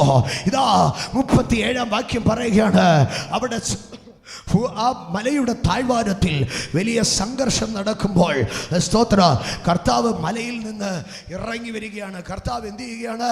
കർത്താവ് മലയിൽ നിന്ന് ഇറങ്ങി വരികയാണ്. ഇന്ന് രാത്രി വിശ്വസിക്ക, എൻ്റെ വീട്ടിലേക്കായി യേശു ഇറങ്ങി വരികയാ. ഈ രാത്രി വിശ്വസിക്ക, എൻ്റെ വിഷയങ്ങളിലേക്കായി യേശു ഇറങ്ങി വരികയാ. ഈ രാത്രി വിശ്വസിക്ക, എൻ്റെ ഗതികേടിലേക്കായി യേശു ഇറങ്ങി വരികയാ. ഈ രാത്രി വിശ്വസിക്ക, എൻ്റെ സങ്കടത്തിലേക്ക് യേശു ഇറങ്ങി വരികയാ. എൻ്റെ രോഗക്കിടക്കയിലേക്ക് യേശു ഇറങ്ങി വരികയാ. 136-ാം സങ്കീർത്തനം 23-ാം വാക്യത്തിൽ സങ്കീർത്തനക്കാരൻ ഇങ്ങനെ പാടി, നമ്മുടെ താഴ്ചയിൽ നമ്മെ ഓർത്തവൻ, who remembered us in our lowest state. നമ്മുടെ താഴ്ചയിൽ നമ്മളെ ഓർത്തവൻ, അവൻ്റെ ദയ എന്നേക്കുമുള്ളത്. നിന്റെ താഴ്ചയിൽ ആരും നിന്നെ ഓർത്തില്ലെങ്കിൽ ഈ രാത്രി ഞാൻ പ്രസംഗിക്കുന്ന യേശു, ഈ രാത്രി ഞാൻ ഉയർത്തി പറയുന്ന യേശു, ഈ രാത്രി ഞാൻ പരിചയപ്പെടുത്തുന്ന യേശു നിന്റെ ജീവിതത്തിന്റെ താഴ്ചകളിൽ എല്ലാവരും നിന്നെ കൈവിട്ടാൽ, എല്ലാവരും നിന്നെ മറന്നുപോയാൽ, എല്ലാവരും നിന്നെ ഉപേക്ഷിച്ചാൽ, നിനക്ക് വേണ്ടി ആ താഴ്ചയിൽ ഇറങ്ങി വരാ, നിനക്ക് വേണ്ടി ആ താഴ്ചയിൽ ഇറങ്ങി വരാ. ഇന്ന് രാത്രി ഞാൻ ചോദിക്കട്ടെ, സ്വർഗ മഹിമകളെ വിട്ട് 2000 വർഷങ്ങൾക്ക് മുമ്പ് ദൈവസിംഹാസനത്തെ വിട്ട് ഭൂമിയിലെ മരക്കുരിശോളം ഇറങ്ങി വന്നവൻ, സ്വർഗത്തിലെ ദൈവത്തിന്റെ വലത്ത് ഭാഗത്തിരുന്നവൻ, കള്ളന്മാരുടെ നടുവിൽ കിടക്കത്തക്കവണ്ണ താഴെ ഇറങ്ങി വന്നവൻ, സ്വർഗത്തിന്റെ തേജസ്സിൽ വിരാജിച്ചവൻ, ഒരു കാലിത്തൊഴുത്തിലെ ഒരു പശുത്തൊട്ടിയിലെ പുൽക്കൂട് വരെയും ഇറങ്ങി വന്നുവെങ്കിൽ ഇന്ന് രാത്രി ഞാൻ ചോദിക്കട്ടെ, നിന്റെ വിഷയത്തിൽ ദൈവം ഇറങ്ങി വരാതിരിക്കുമോ? ഈ രാത്രി വിശ്വസിക്ക, ഈ രാത്രി ഏറ്റുപറ, എൻ്റെ കർത്താവ് എനിക്ക് വേണ്ടി ഇറങ്ങി വരോ. ഈ രാത്രി ഉറക്കപ്പറ, എൻ്റെ കർത്താവ് എനിക്ക് വേണ്ടി ഇറങ്ങി വരോ. എനിക്ക് വേണ്ടി ഇറങ്ങി വരുന്നതായിട്ടുള്ള ദൈവം, എനിക്ക് വേണ്ടി ഇറങ്ങി വരുന്നതായിട്ടുള്ള ദൈവം. എനിക്കൊരു അല്പം കൂടെ മോണിറ്റർ തന്നാലൊരു സഹായമായിരുന്നു, ഒരു ഇച്ചിരി കൂടെ മോണിറ്റർ തരണേ. സ്തോത്രം. ഇടയ്ക്ക് ഇതിൻ്റെ ഒന്ന് കോൺസ്റ്റൻ്റ് ആയിരിക്കണം, ഇടയ്ക്ക് ഒന്ന് കുറയ്ക്കാതെ നോക്കണേ. Thank you. അവൻ എനിക്ക് വേണ്ടി ഇറങ്ങി വരുന്ന ദൈവമാണ്. 37-ാം വാക്യത്തിൽ പറയുകയാണ്, ഇറങ്ങി വരുന്നതായ യേശു. ഇങ്ങനെ യേശു ഇറങ്ങി വരുമ്പോൾ എന്താണ് അവിടെ സംഭവിക്കുന്നതെന്നറിയാമോ? യേശു ഇറങ്ങി വരുമ്പോൾ ബഹുപുരുഷാരം അവനെ എതിരേറ്റു, ബഹുപുരുഷാരം അവനെ എതിരേറ്റു. ഒരു പ്രത്യേക വിഭാഗമല്ല, ബഹുപുരുഷാരം അവനെ എതിരേറ്റു. ഞാനതിനെ ഒത്തിരി വിശദീകരിക്കാൻ ആഗ്രഹിക്കുന്നില്ല. പക്ഷേ ഒന്ന് ഞാൻ പറയട്ടെ, യേശുവിനെ സ്വീകരിക്കുന്നവരിൽ പല വിധത്തിലുള്ളവരുണ്ടാകുക. ബഹുപുരുഷാരം അവനെ എതിരേറ്റു. ചിലർ അത്ഭുതം കാണാൻ വേണ്ടി എതിരേറ്റവരാ, ചിലർ അപ്പം കിട്ടുമോയെന്ന് ചിന്തിച്ച് എതിരേറ്റതാ, ചിലർ കുറ്റം കണ്ടുപിടിക്കാൻ വേണ്ടി എതിരേറ്റവരാ. എന്തായിരുന്നാലും ബഹുപുരുഷാരം എതിരേറ്റോ. പക്ഷേ അതിൻ്റെ മറ്റൊരു വശം ഞാൻ പറയട്ടെ, യേശു ഒരു ദേശത്തിറങ്ങിയാൽ ബഹുപുരുഷാരം അവനെ എതിരേൽക്കുക. യേശു ഒരിക്കലും പെന്തക്കോസുകാരുടെ സ്വീകരണം മേടിക്കാൻ വരുന്നവനല്ല. യേശു ഒരിക്കലും കത്തോലിക്കക്കാരുടെ സ്വീകരണം മേടിക്കാൻ വരുന്നവനല്ല. യേശു ഒരിക്കലും ഒരു രാഷ്ട്രീയ പാർട്ടിയുടെ സ്വീകരണം മേടിക്കാൻ വരുന്നവനല്ല. യേശു ഒരിക്കലും ഒരു കുടുംബയോഗക്കാരുടെ സ്വീകരണം മേടിക്കാൻ വരുന്നവനല്ല. പകരം യേശു കടന്നു വന്നാൽ ആ ദേശത്തിലെ പണ്ഡിതനെയും പാമരനെയോ, എളിയവനെയും ദരിദ്രനെയോ, സമ്പന്നനെയോ ഒറ്റപ്പെട്ടവനെയോ, കുടുംബക്കാരനെയും ഭ്രഷ്ടനെയോ എല്ലാവരെയും യേശു ചേർത്ത് പിടിക്കുക. അതുകൊണ്ട് യേശു ഇറങ്ങി വരുമ്പോൾ സ്തോത്ര, യേശു ഒരു സമുദായ നേതാവായിട്ടല്ല, യേശു ഒരു മതപ്രമാണിയായിട്ടല്ല, യേശു ഒരു കുടുംബത്തിന്റെ തലതൊട്ടപ്പനായിട്ടല്ല. യേശു ആ ദേശത്തിലേക്ക് ഇറങ്ങി വരുമ്പോൾ വരുമ്പോൾ സ്തോത്ര എല്ലാവരും യേശുവിനെ കാണാൻ കടന്നു പോവുകയാണ്. ഇന്ന് രാത്രി ഞാൻ പറയട്ടെ, ഇന്ന് രാത്രി മെസ്സി ഇവിടെ വരുന്നെന്ന് പറഞ്ഞാൽ അർജന്റീനയുടെ ആരാധകരെല്ലാവരും കൂടെ ഓടിക്കൂടുമായിരിക്കുക. പോർച്ചുഗീസുകാരൊക്കെ, പോർച്ചുഗലിൻ്റെ ആരാധകരോ സ്തോത്രം ബ്രസീലിൻ്റെ ആരാധകരോ ഒക്കെ ഒന്ന് ദൂരമേ നിന്ന് നോക്കിയാൽ അത്ര ആരവം കാണത്തില്ല. കാരണം മെസ്സിക്ക് സ്വാധീനിക്കാൻ കഴിഞ്ഞത് അർജന്റീനയുടെ ആരാധകരെ മാത്രമാണ്. പക്ഷേ എൻ്റെ യേശുവിനെ ആരാധിക്കാൻ കഴിഞ്ഞത് ഏഷ്യയിലും ആഫ്രിക്കയിലോ യൂറോപ്പിലോ അമേരിക്കയിലോ ലോകത്തും മാനവരാശി എവിടെയൊക്കെ ജീവിക്കുന്നോ 5 വൻകരകളിലോ യേശുവിൻ്റെ കരുണയുടെ സ്പർശന, യേശുവിൻ്റെ ദയയുടെ സ്പർശന അവനെ സ്വീകരിക്കാത്തവരാരുമില്ല. ഇന്ന് രാത്രി ഞാൻ ഇവിടെ നിന്ന് യേശുവിൻ്റെ വചനം പ്രസംഗിക്കുമ്പോൾ സ്തോത്ര ലോകത്തിൻ്റെ എല്ലാ ഭാഷകളിലോ യേശുവിൻ്റെ വചനം ഇപ്പോഴും മനുഷ്യൻ വായിച്ചുകൊണ്ടിരിക്കുകയാണ്. ഇന്ന് രാത്രി ഞാൻ വിളിച്ചു പറയാ, യേശുവിനെ പോലെ പ്രസംഗിക്കപ്പെട്ട ഒരു നേതാവില്ല, യേശുവിനെ പോലെ പ്രചരിക്കപ്പെട്ട ഒരു നാമമില്ല, യേശുവിനെ പോലെ അംഗീകരിക്കപ്പെട്ട ഒരു വ്യക്തിത്വമില്ല, യേശുവിനെ പോലെ മാനവരാശി ഏറ്റെടുത്ത ഒരു വ്യക്തിത്വമില്ല. ബഹുപുരുഷാരം അവനെ എതിരേറ്റോ. പക്ഷേ എൻ്റെ വിഷയം അവിടെയല്ല, അതിനപ്പുറത്തേക്ക് കടന്നു ചെല്ലുമ്പോൾ അവിടെ പറയുകയാണ് ബഹുപുരുഷാരം അവനെ എതിരേറ്റോ. 38 വാക്യ, കൂട്ടത്തിൽ നിന്ന് ഒരാൾ നിലവിളിച്ചോ. അവിടെ പറയുകയാണ് കൂട്ടത്തിൽ നിന്ന് ഒരാൾ നിലവിളിച്ചോ. എന്നെ കേൾക്കുന്ന എൻ്റെ സഹോദരങ്ങളെ, എപ്പോഴും ഇങ്ങനെ ഒരു സംഭവം നമുക്ക് കാണാൻ കഴിയുക. കൂട്ടത്തിൽ നിന്ന് ഒരാൾ നിലവിളിക്കുക, കൂട്ടത്തിൽ എല്ലാവരും പാട്ടുപാടുകയാ, കൂട്ടത്തിൽ എല്ലാവർക്കും ചിരിയ, പക്ഷേ അതിനകത്ത് ഒരുത്തൻ മാത്രം നിലവിളിക്കുക. കുടുംബത്തിലുള്ളവരെല്ലാം ഡോക്ടർമാരാ, കുടുംബത്തിലുള്ളവരെല്ലാം എഞ്ചിനീയർമാരാ, കുടുംബത്തിലുള്ളവരെല്ലാം അമേരിക്കയിലാ, പക്ഷേ ഒരുത്തൻ മാത്രം എവിടെയോ നിലവിളിക്കുകയാണ്. വീട്ടിലുള്ളവർക്ക് എല്ലാവർക്കും ബെൻസ് ഓടിയുണ്ട്, പക്ഷേ ഒരുത്തൻ മാത്രം നിലവിളിക്കുകയാണ്. തൻ്റെ കുടുംബത്തിൽ ആർക്കുമില്ലാത്ത ഒരു കഷ്ട, തൻ്റെ സമൂഹത്തിൽ ആർക്കുമില്ലാത്ത ഒരു കഷ്ട, കൂട്ടത്തിൽ ഒരുത്തൻ നിലവിളിക്കുകയാണ്. രാത്രി ഞാൻ പറയട്ടെ, പലപ്പോഴും കൂട്ടത്തിൽ ഒരുത്തൻ മാത്രം താണുപോയി. അമ്മേ, ചിലപ്പോൾ മരിക്കാറാകുമ്പോൾ അവൻ്റെ അമ്മ ചോദിച്ചിട്ട് കണ്ണുനീരോടെ ചോദിച്ചേക്കാം, മക്കളെ നീ മാത്രം എന്താണ് ഇങ്ങനെ ആയിപ്പോയത്, കുഞ്ഞെ നീ മാത്രം എന്താടി ഇങ്ങനെ ആയിപ്പോയത്, നിന്റെ കാര്യത്തിൽ മാത്രം എന്താടി ഇങ്ങനെ സംഭവിച്ചത്. ഇന്ന് രാത്രിക്കാര് എന്നെ കേൾക്കുന്ന എൻ്റെ പ്രിയപ്പെട്ടവരെ, കൂട്ടത്തിൽ നിന്ന് ഒരാൾ നിലവിളിച്ചോ, കൂട്ടത്തിൽ നിന്ന് ഒരാൾ നിലവിളിച്ചോ. അവൻ നോക്കുമ്പോൾ അവൻ്റെ കൂടെ പഠിച്ചവരിൽ അർമാദിച്ചവർക്ക് ആർക്കും ഈ നിലവിളിയില്ല. അവൻ നോക്കുമ്പോൾ ദൈവത്തെ വിളിക്കാത്തവർക്ക് ആർക്കും ഈ നിലവിളിയില്ല. അവൻ നോക്കുമ്പോൾ ഇതിനേക്കാൾ ദോഷമായി നടക്കുന്നവർക്ക് ആർക്കും ഈ നിലവിളിയില്ല. പക്ഷേ ഇവിടെ ഒരുത്തൻ പറയുകയാണ്, ഒരുത്തനെ കുറിച്ച് തിരുവെഴുത്ത് എഴുതിയിരിക്കുകയാണ്, ആ കൂട്ടത്തിൽ നിന്ന് ഒരാൾ നിലവിളിച്ചോ. ഇന്ന് രാത്രി ആ ഒരാൾ ഒരുപക്ഷെ നീ ആയിരിക്കാം. നിന്റെ കുടുംബത്തിൽ ഇങ്ങനെ തകർന്നു പോയ ഒരാൾ നീ മാത്രമായിരിക്കാം.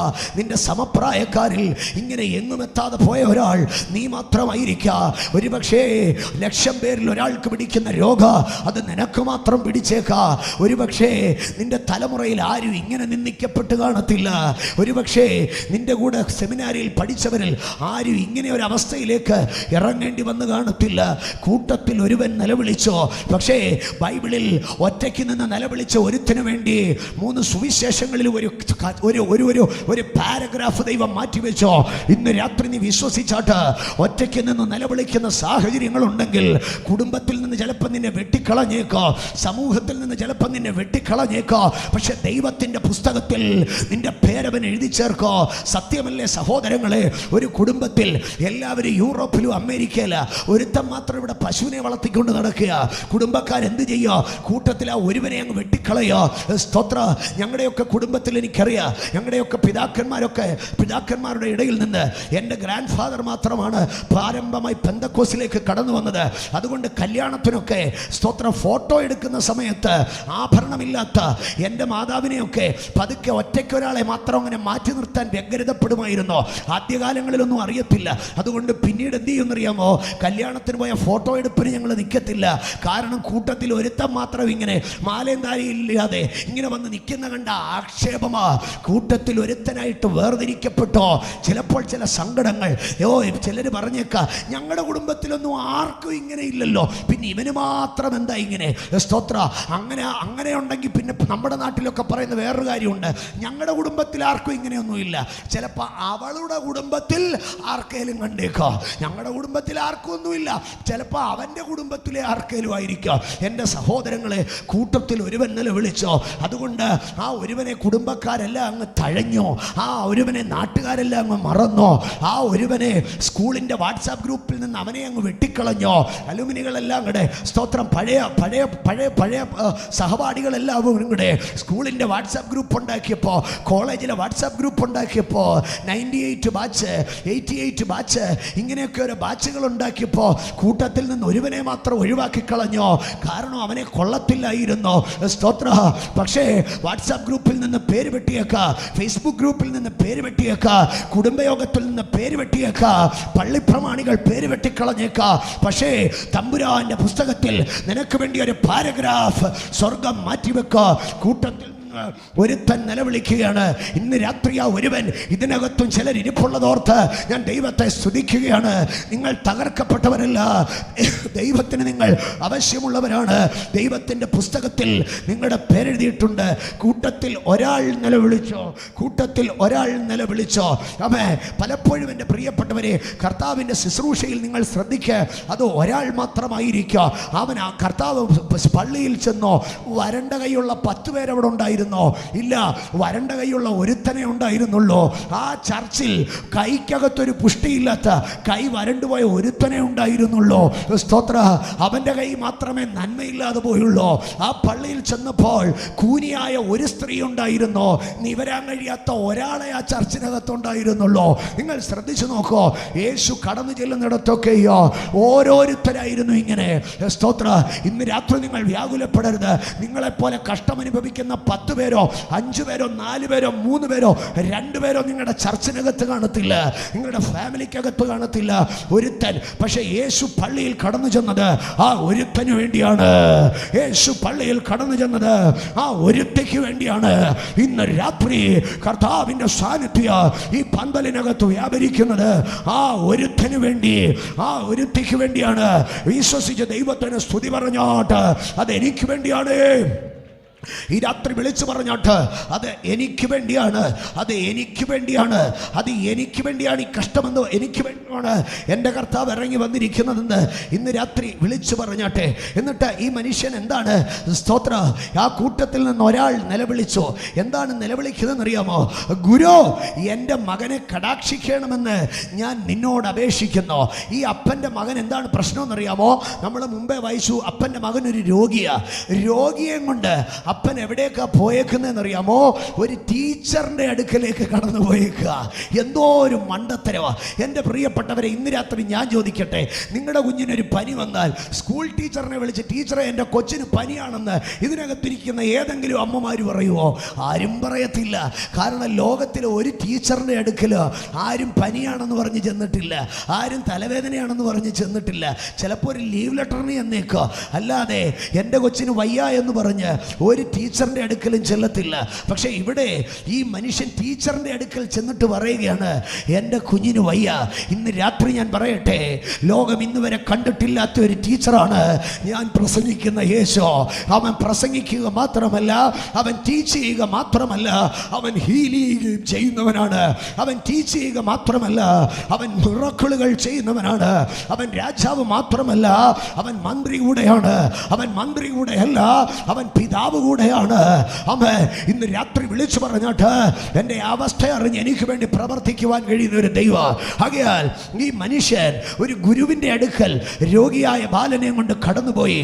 ഇന്ന് രാത്രി ഞാൻ വിളിച്ചു പറയട്ടെ, ഗുരു എൻ്റെ ഗുരുവിന് അവന് ചികിത്സയും അറിയാം.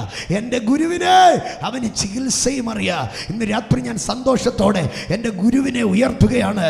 എന്നെ പഠിപ്പിക്കുന്ന എൻ്റെ ഗുരുവിന് എൻ്റെ പ്രശ്നങ്ങളെ പരിഹരിക്കാൻ അറിയാം. എന്നെ പഠിപ്പിക്കുന്ന എൻ്റെ ഗുരുവിന് എൻ്റെ നിന്ദകളെ മാറ്റാൻ അറിയാം.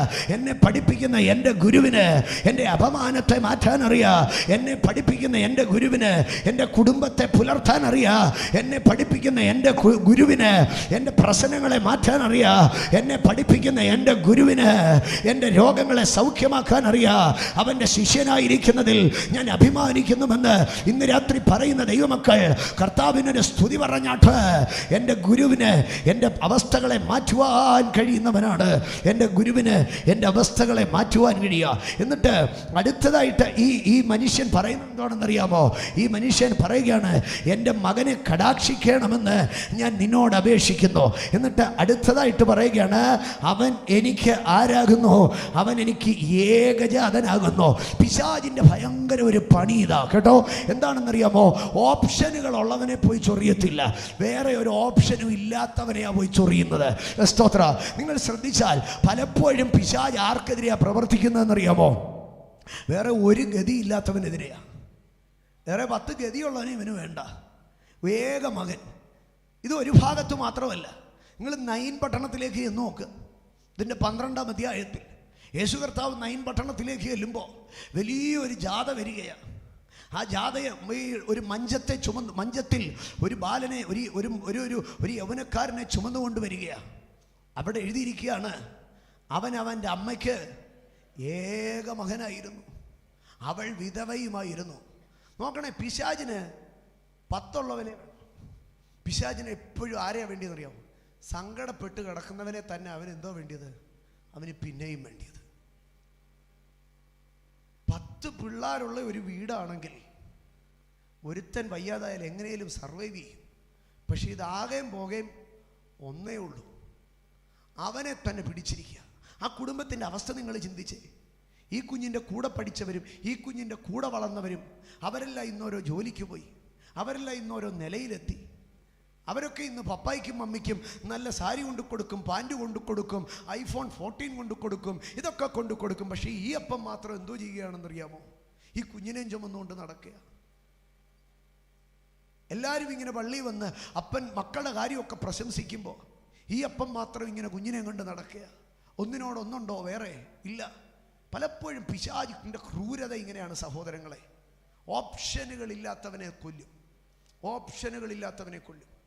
എൻ്റെ സഹോദരങ്ങളെ, കോവിഡിൻ്റെ കാലഘട്ടത്തിൽ റിലയൻസുകാരുടെ ഏതെങ്കിലും സൂപ്പർ മാർക്കറ്റ് പൂട്ടിപ്പോയോ?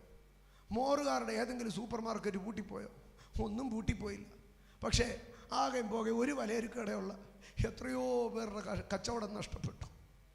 ഇതാണ് പിശാച്. എപ്പോഴും അവന് സമ്പന്നന്മാരെ അല്ല വേണ്ടത്, അവന് എളിയവരെയാണ് വേണ്ടത്, അവന് ദരിദ്രനെയാണ് വേണ്ടത്. അവനൊരു ഒറ്റ കുഞ്ഞാടിനെയും കൊണ്ട് ഒരൊറ്റ ആടിനെയും കൊണ്ട് ജീവിക്കുന്നവരെയാണ് വേണ്ടത്. നോക്കണേ, ദുഷ്ടനായ സാത്താൻ്റെ ഭീകരത. അങ്ങനെ ആ മനുഷ്യൻ യേശുവിൻ്റെ അടുക്ക സങ്കടം പറയുക, യേശുവേ, അവനെനിക്ക് ഏക മകനാ, അവനെനിക്ക് ഏക മകനാ. എന്നിട്ട് ആ മനുഷ്യൻ യേശുവിനോട് പറയുകയാണ്. എനിക്ക് ആ മനുഷ്യനോട് ഒത്തിരി റെസ്പെക്റ്റ് തോന്നിയത് അടുത്ത ഭാഗത്തിലേക്ക് വരുമ്പോഴാണ്. അതിൻ്റെ 39-ാം വാക്യത്തിലേക്ക് വരുമ്പോൾ ഈ മനുഷ്യൻ യേശുവിൻ്റെ അടുക്കൽ അങ്ങോട്ട് പറയുക, കർത്താവേ, എന്തുവാ കാര്യമെന്നറിയത്തില്ല, എൻ്റെ കൊച്ചു ഭയങ്കര കരച്ചില. അങ്ങനെയാണോ പറഞ്ഞത്? അല്ല. പകരം വ്യക്തമായിട്ട് പറയുക, ഒരാത്മാവ് അവനെ പിടിച്ചിട്ട് അവൻ പൊടുന്നനവെ നിലവിളിക്കുന്നു. അപ്പോൾ ഈ അപ്പൻ അറിയാം, എൻ്റെ കുഞ്ഞ് കരയുന്നതിൻ്റെ പിമ്പിൽ എന്തോ ഉണ്ട്, ഒരാത്മാവുണ്ട്. അവൻ നൊരയ്ക്കുന്നതിൻ്റെ പിമ്പിൽ എന്തോ ഉണ്ട്, ഒരാത്മാവുണ്ട്. അവൻ പിടയ്ക്കുന്നതിൻ്റെ പിമ്പിൽ എന്തോ ഉണ്ട്, ഒരാത്മാവുണ്ട്. അതിൻ്റെ പിമ്പിൽ ഒരാത്മാവുണ്ടെന്ന് അപ്പൻ തിരിച്ചറിയുക. ഇന്ന് രാത്രി എന്നെ കേൾക്കുന്ന എൻ്റെ ദൈവമക്കളെ, എൻ്റെ സ്നേഹിതരെ, സഹോദരങ്ങളെ, ഈ രാത്രി ഞാനൊരു യാഥാർത്ഥ്യം നിങ്ങളോട് പറയട്ടെ. ജീവിതത്തിൻ്റെ പ്രശ്നങ്ങളായി കാണാതെ പ്രശ്നങ്ങളുടെ പുറകിലുള്ളതായിട്ടുള്ള സംഗതികളെ കാണാൻ കഴിയണം. ഒരു മനുഷ്യൻ കരയുന്നതിൻ്റെ കാരണം എന്താണ്? ഉയർത്തെഴുന്നേൽക്കപ്പെട്ട ക്രിസ്തു ആദ്യം ചോദിച്ച ചോദ്യം എന്താണെന്നറിയാമോ? സ്ത്രീയെ, നീ എന്തിന് കരയുന്നു? ഇന്ന് രാത്രി എന്നെ കേൾക്കുന്ന എൻ്റെ സ്നേഹിത, സഹോദര, ഏത് ബിസിനസ് ചെയ്താലും പച്ച പിടിക്കത്തില്ല, എത്ര ക്ഷമിച്ചാലും കുടുംബത്തിൽ സമാധാനം ഉണ്ടാകത്തില്ല, ഏത് കറി വെച്ചാലും വീട്ടിൽ വഴക്ക, എന്തോ ചെയ്താലും പ്രശ്നം. ഇതെന്താ ഇതിൻ്റെ പിറകിലെ പ്രശ്നം? ഇതിൻ്റെ പിറകിലെ പ്രശ്നം എന്താ? ഈ അപ്പൻ വ്യക്തമായിട്ട് കർത്താവിൻ്റെ അടുക്ക പറയാ, ഒരാത്മാവ് അവനെ പിടിക്കുന്നു. A spirit ceased. ഒരാത്മാവ് അവനെ കയറി അങ്ങ് അടങ്കം കൂടടങ്കം അവനെ അങ്ങ് കീഴ്പ്പെടുത്തുക. അതാണ് പ്രശ്നം. ഇന്ന് രാത്രി പ്രശ്നങ്ങളെ ബാഹ്യമായി കാണാതെ പ്രശ്നങ്ങളുടെ ആഴങ്ങളിലേക്ക് ഇറങ്ങുവാൻ സാധിക്കണം. പ്രശ്നങ്ങളുടെ കാരണം എന്താണെന്ന് നിങ്ങൾ അന്വേഷിക്കണം.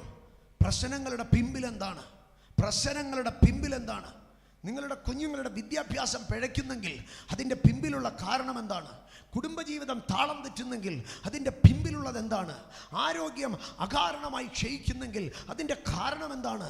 സാമ്പത്തിക മേഖല അപ്രതീക്ഷിതമായി തച്ചുടയ്ക്കപ്പെടുന്നെങ്കിൽ അതിൻ്റെ കാരണം എന്താണ്? അതിൻ്റെ കാരണം എന്താണ്? എന്തുകൊണ്ട് ഇതിൻ്റെ പുറകിൽ വ്യാപരിക്കുന്ന ശക്തി ഏത്?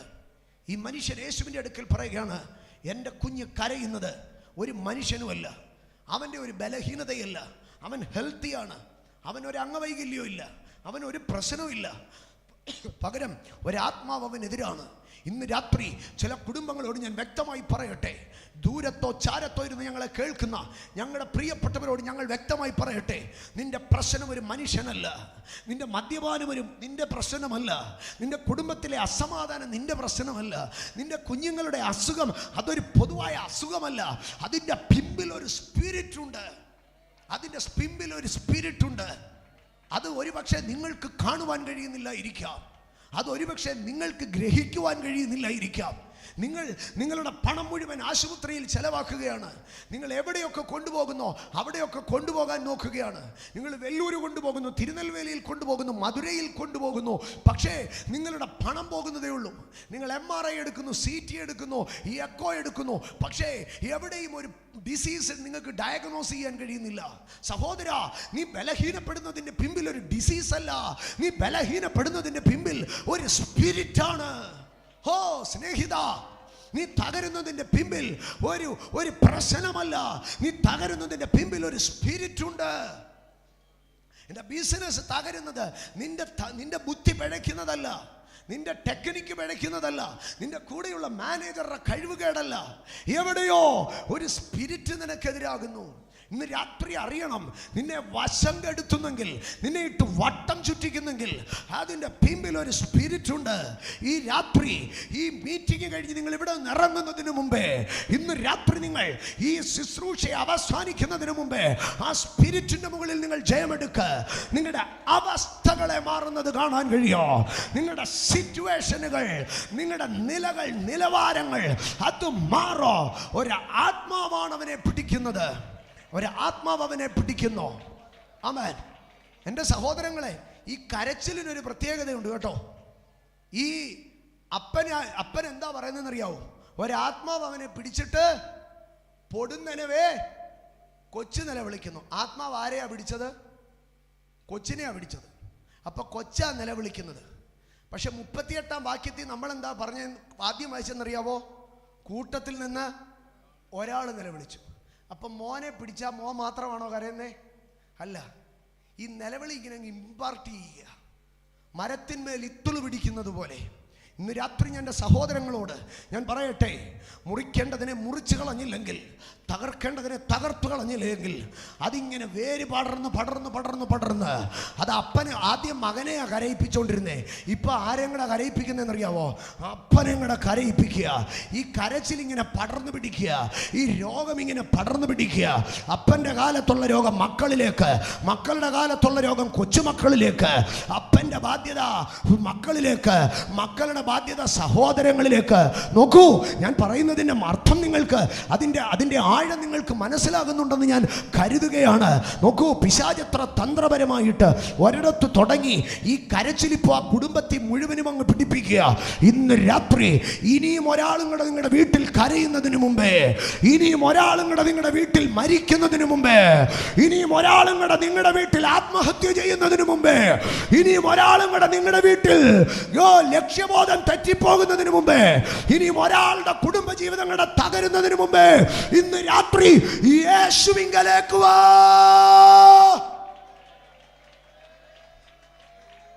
ഇന്ന് രാത്രി യേശുവിങ്കൽ വാ, യേശുവിങ്കൽ വാ.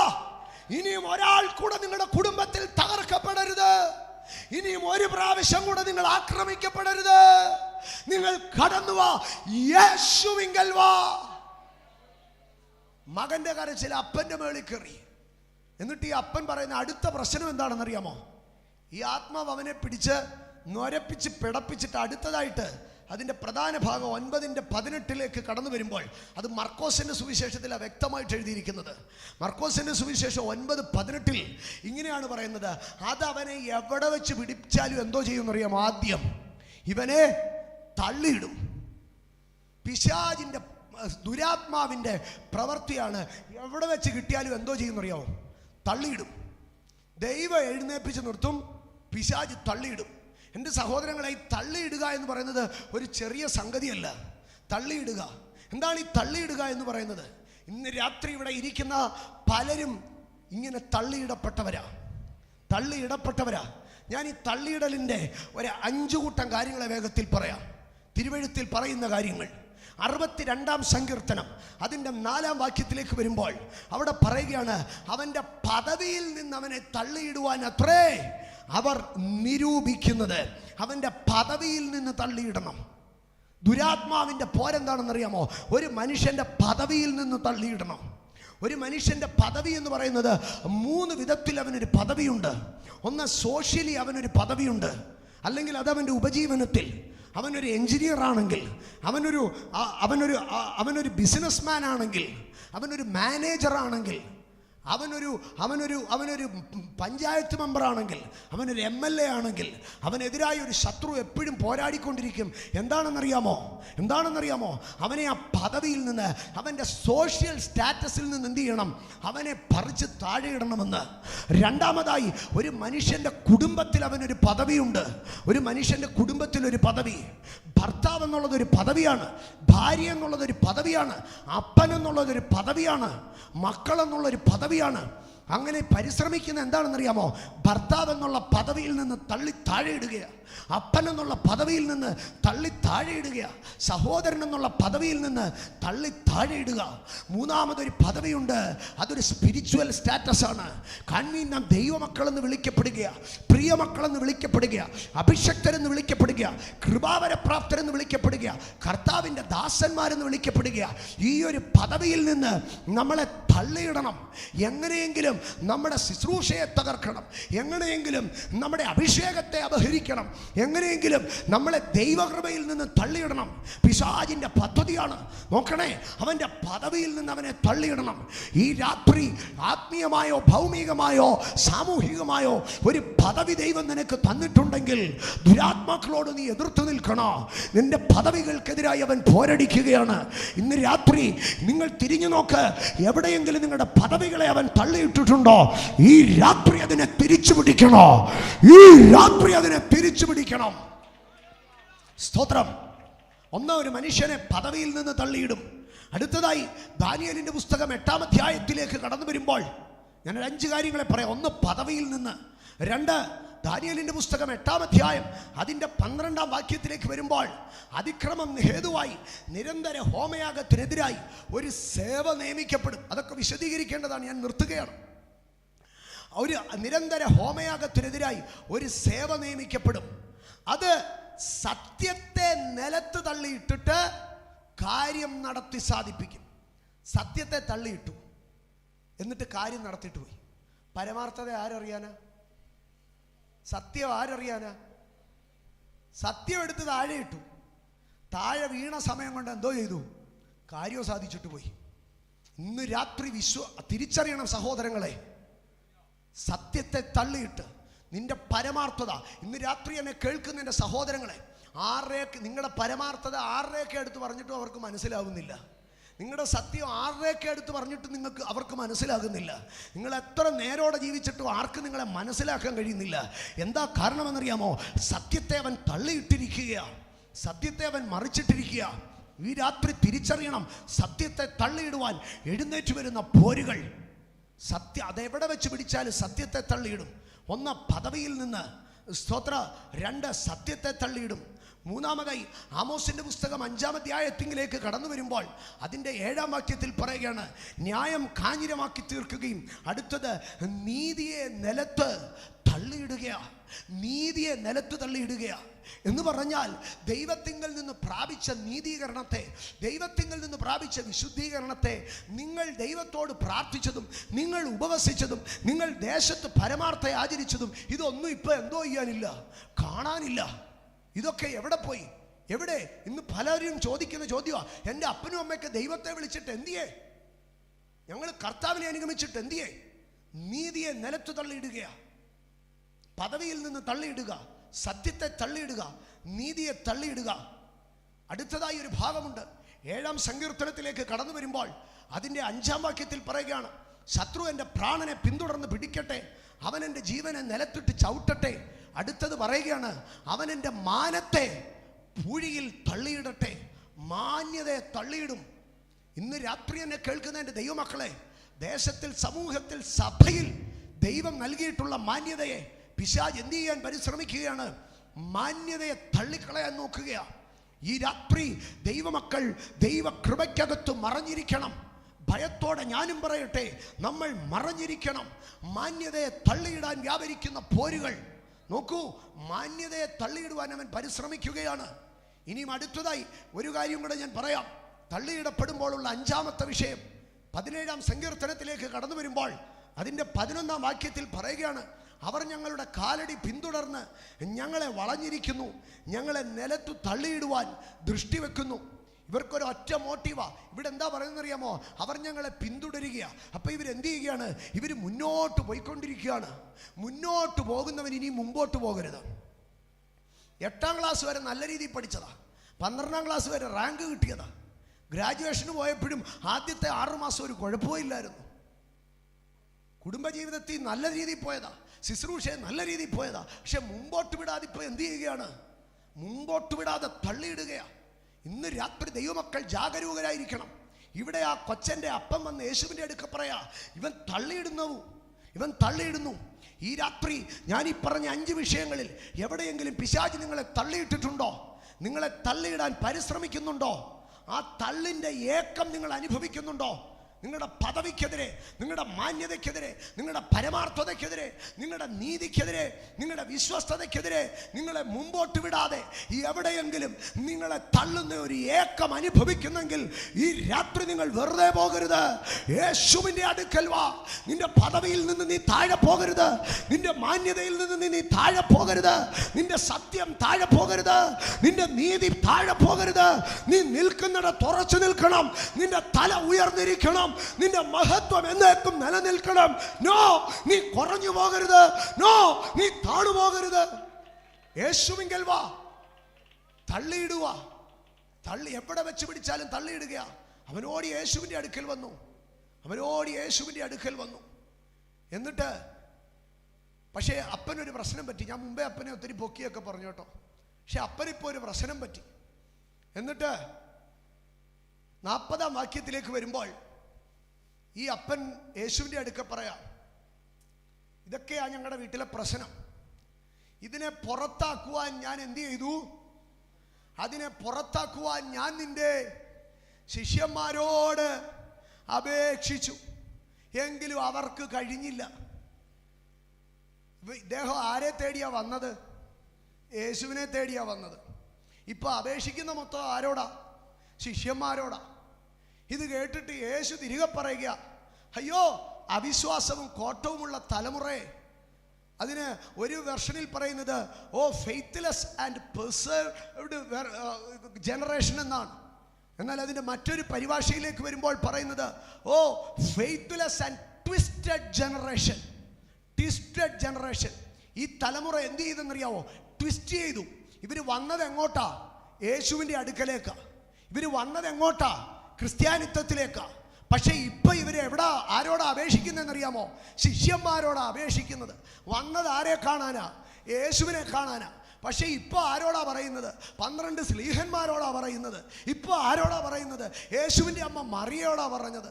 എൻ്റെ സഹോദരങ്ങളെ, യേശു ഇത് കേട്ടിട്ട് പറയാ, ആ വിശ്വാസവും കോട്ടമുള്ള തലമുറയെ നിങ്ങൾ എവിടെയോ ട്വിസ്റ്റായി പോയി. ഈ രാത്രി എന്നെ കേൾക്കുന്ന എൻ്റെ സഹോദരന്മാരെ, എൻ്റെ സഹോദരങ്ങളെ, എൻ്റെ വാത്സല്യ കുടുംബങ്ങളെ, ഈ രാത്രി ഞാൻ നിങ്ങളോട് ചോദിക്കുക, നിങ്ങളുടെ വീട്ടിലെ പ്രശ്നം നിങ്ങൾ ആരോടാ പറയുന്നത്? നിങ്ങളുടെ വീട്ടിലെ സങ്കടം നിങ്ങൾ ആരോടാ പറയുന്നത്? ജീവിച്ചിരിക്കുന്നതോ മരിച്ചുപോയതോ ആയ ഒരു സ്ലീഹന്മാരുടെ അടുക്കലല്ല, ഒരു ശിഷ്യൻ്റെ അടുക്കലല്ല നിങ്ങൾ പറയേണ്ടത്. പിന്നെ ആരോടാ പറയേണ്ടത്? യേശുവിൻ്റെ അടുക്കലാ പറയേണ്ടത്. എൻ്റെ സഹോദരന്മാരെ, ഒരു ശിഷ്യൻ്റെ അടുക്കൽ നിങ്ങളുടെ പ്രശ്നം പറയണ്ട, ഒരു ശിഷ്യൻ്റെയും പ്രതിമയുണ്ടാക്കി വിഷയം പറയണ്ട, ഒരു ശിഷ്യൻ്റെ രൂപമുണ്ടാക്കി വിഷയം പറയണ്ട, ഒരു ശിഷ്യൻ്റെയും പടം വരച്ച് വിഷയം പറയണ്ട. പകരം ആ ശിഷ്യൻ്റെ ഗുരുവായിരിക്കുന്ന യേശുവിൻ്റെ അടുക്കലേക്ക് ചെല്ല്. ഈ അപ്പന് നന്നായിട്ടറിയാം ഇതിൻ്റെ പുറകെ ദുരാത്മാവൊക്കെയാണെന്ന്. പക്ഷേ ഇങ്ങനെ എന്തോ പറഞ്ഞാലും യേശുവിൻ്റെ അടുക്ക വരത്തില്ല, യേശുവേ എന്നൊരു വാക്ക് വിളിക്കത്തില്ല. പകരം ശിഷ്യന്മാരുടെ അടുക്ക ചെല്ലുക. അതിനെ പ്രശ്നം എന്ത് ചെയ്യുക? വഷളാവുകയാണ്. അതിനെ പ്രശ്നം ഗുരുതരമാവുകയാണ്.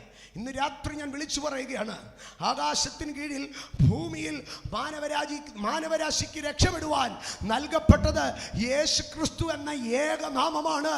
യേശുക്രിസ്തു അല്ലാതെ ഭൂമിയിൽ രക്ഷ പ്രാപിക്കുവാൻ വേറൊരു നാമവുമില്ല, മറ്റൊരുത്തനിലും രക്ഷയില്ല. ഇന്ന് രാത്രി ഞാൻ ഒന്നുകൂടെ പറയട്ടെ, ആ യേശുവിൻ്റെ അടുക്കലേക്ക് കടന്നു ചെല്ലാൻ ഒരു മധ്യസ്ഥൻ്റെ ആവശ്യമില്ല. ഞാൻ ആരംഭത്തിൽ പറഞ്ഞു, യേശു ഇറങ്ങി വരികയാണ്. ഈ രാത്രി ഞാൻ ചോദിക്കട്ടെ, ഇന്നും ജീവിച്ചിരിക്കുന്ന യേശു നിന്റെ മുമ്പാകെ നിൽക്കുമ്പോൾ മരിച്ചുപോയവരുടെ മുമ്പാകെ നീ കരയുന്നത് എന്തിന്? നീ പ്രാർത്ഥിക്കുന്ന നിന്റെ മുറിയിൽ ഇറങ്ങി വരുന്ന ഒരു യേശു ഉണ്ടായിരിക്കെ നീ മരിച്ചുപോയവരുടെ കല്ലറയിൽ പോയി കരയുന്നത് എന്തിന്? നോ, അവനെ സൗഖ്യമാക്കുവാൻ ഞാൻ നിന്റെ ശിഷ്യന്മാരോട് അപേക്ഷിച്ചു.